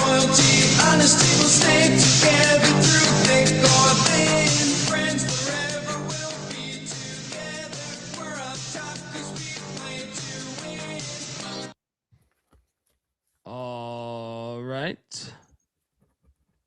Nebraska is at UCLA. Nebraska trying to do the 2-step through LA. Already beat USC. This is a lock. I'm all over UCLA. What are they? They're like 15-1 at home anyway. Lock up the Bruins. I've been terrible betting Nebraska though. If I'm awesome at Nevada, I'm terrible at Nebraska. So it all evens out. Mac, what are you doing here? Yeah, I'll be on Mick Cronin and company to win number 20 on the year. Nebraska gets a split on the road trip. Double lock on these Bruins. Bieniek triple? Yeah, I'll join you guys on a triple lock here. UCLA, terrible loss at Minnesota. They're actually the traveling team in this one. That is notable. But final home game of the year, they've been awesome at Pauley all year. And they desperately need this as they creep closer to the bubble. They're trending the wrong way. UCLA gets it done, boost the resume a little bit. Triple lock on the Bruins of UCLA.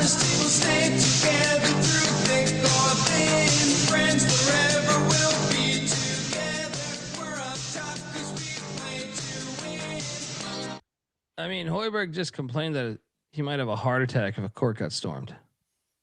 I'll take Mick Cronin, even though I know he's not the athlete that Hoiberg was. How about you guys? I'll take Hoiberg. Fuck sake. Mickle complained that he's got to travel to the fight. Yeah. If my right hook didn't have to travel so far, I would have beat his ass. Bieniek, who you taking in a fight, a gridiron battle to the death? Hoiberg. All right, final game on the slate. Yo, it's a fire one, and I got a lock. It's one of my best plays of the night. UNLV won in Logan. Utah State playing for locking up the 1 seed. Yeah. I will lock up Utah State -7.5 in Vegas. UNLV just beat Nevada, their arch rivals too. Perfect spot.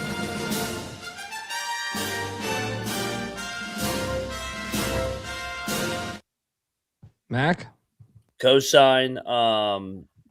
Utah State's been weirdly better on the road recently too. I feel like they've blown out the bottom half of the league on the road this year. And they haven't been covering at home. I like this alt line too, John. Yeah. Yeah. And UNLV sucks at home. They just finally won one. Yeah, I'll fade that. Let's go. Double lock on the Aggies. Calhoun wins the title. Bieniek? It's a share. I'll take Utah State. I'm staying off a lock in this one, but I agree with your guys' angle. Top plays of the night. I'm going to start with Utah State as one of them. Utah State -7.5 will be one for sure. I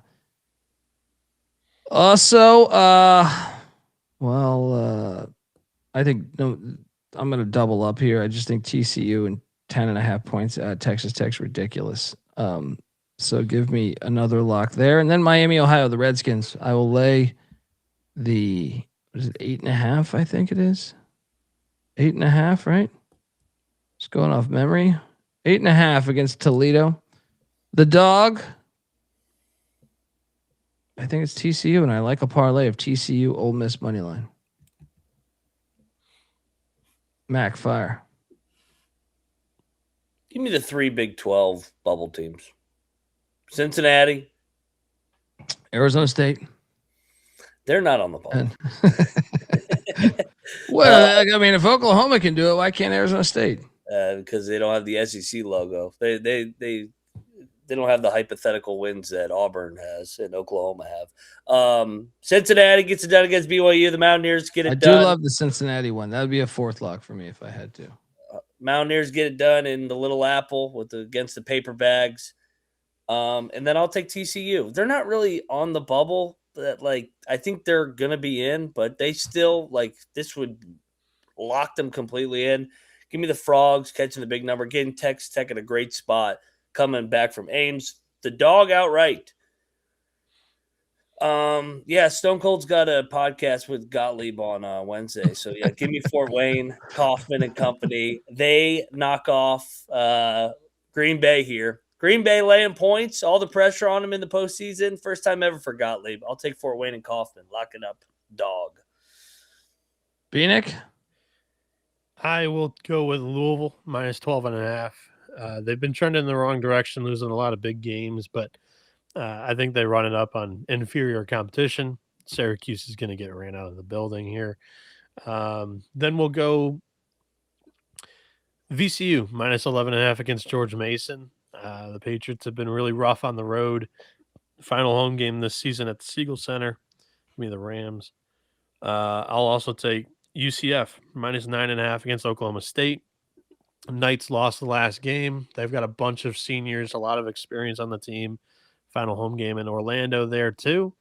The dog, best value for the clientele, as Colby always says. That's Central Michigan, +525 on the money line against Akron. They get the job done. They play well in Mount Pleasant. They get it done.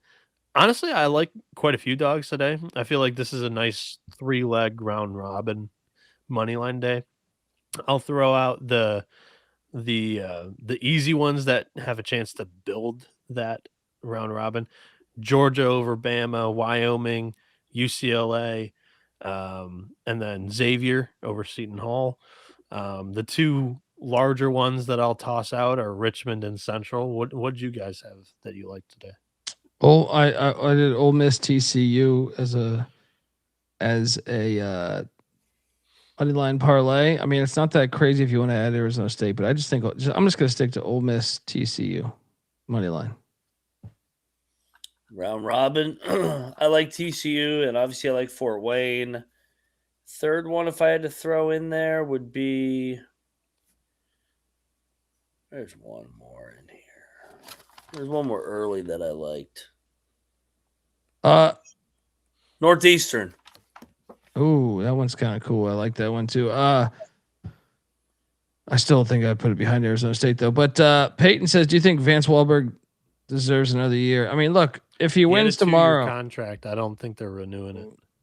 That's crazy. Cause who's going to win? Like, first off, the program was on the take in the first year, right? So, that's exactly why they're probably not going to renew it.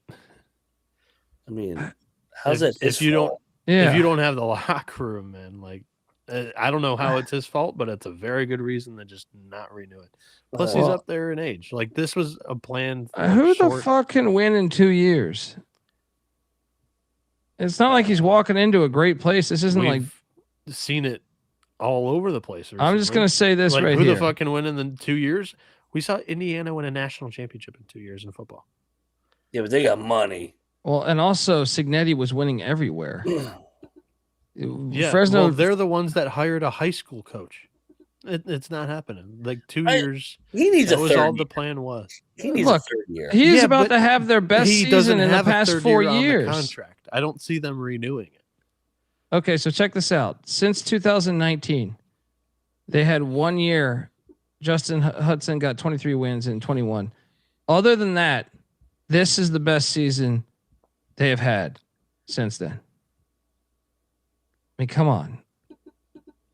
Why do that to your program? Right? They bring in another coach again to do that. I would at least give him 1 more year, especially knowing the gambling probe. I think knowing the gambling probe hurts him. I don't understand how that fucking hurts the He's coach. 70 years old. He's not coming back. I mean, you might be right. I'm just saying I don't think they're doing it correctly. Yeah, but why does the gambling probe hurt him? Yeah. Because he wasn't able to corral the locker room and keep them focused. Come on, man. If these fucking jackasses are going to gamble, you got no shot at stopping them.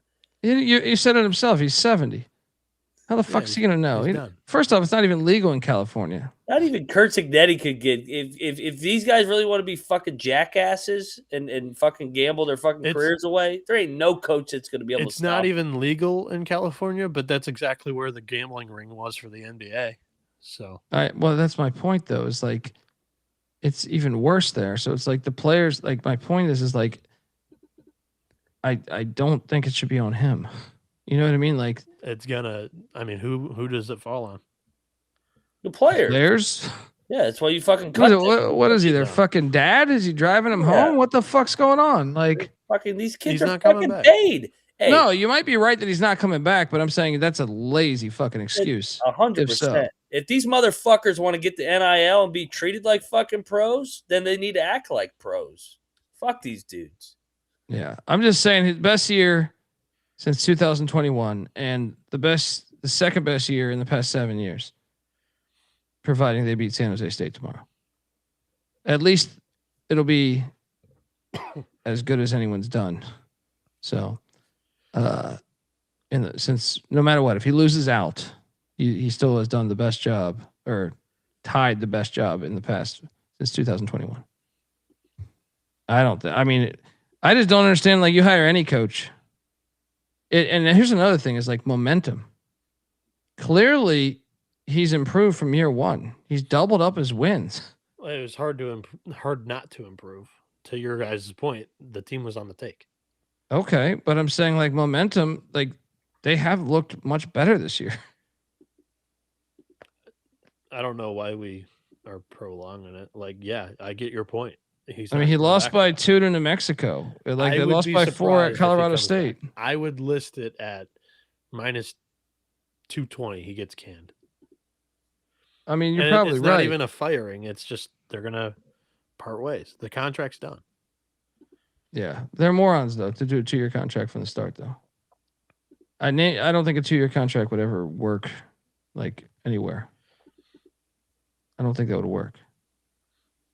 Especially at Fresno State where they don't even fucking value basketball. It's like that's a major rebuild. You know what I mean? Like they've had how many winning seasons have they had at Fresno State?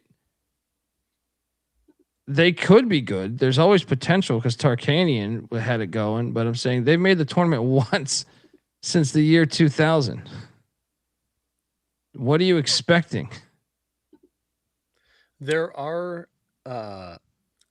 options for the school to add an additional year or 2 in the contract. I just Googled it. They should just give him a third.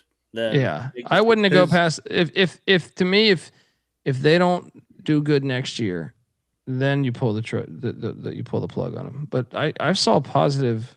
Well, if they extend him, they have him until 2029, according to the contract. It's not. It doesn't look like it's like a 1-year extension. It would be, he will be paid $622K a year if the deal is extended, and that would be through April 30th, 2029. Yeah, I bet you they move on, but I to me like it's you're hitting reset again. They've shown improvement. I mean, I don't know. I would give him a third year. If it was me as the AD, I would say come back third year. You know, if we get to buy you out after that, it's not like that. That's not a crazy buyout. So that's what I would do. Yeah, it's not a crazy buyout. Anyway, Bieniek's on Twitter at NoahB77_. Let us know your thoughts on Vance Wahlberg there. Moneyline Macintosh is on Twitter at Moneyline_Mac. Check out the college baseball experience and the college football experience. I'm on Twitter at TheColbyD. The college basketball experience is on Twitter at TCE on SGPN.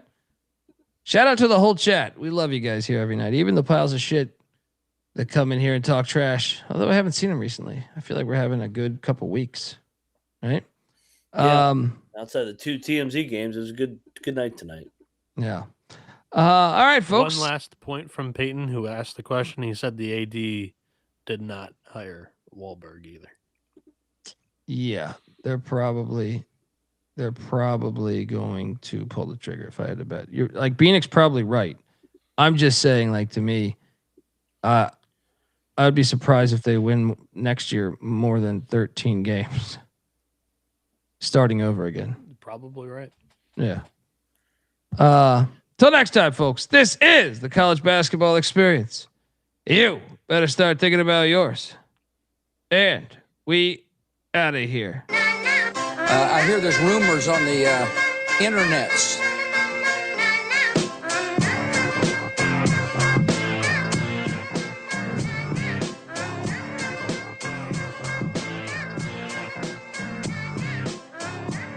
It's got me thinking about the good shit. The minute that I seen your grill again, it made me good trip. Good dog the mind back like dog will wind that. Man, I didn't get mad when you never hit me can back.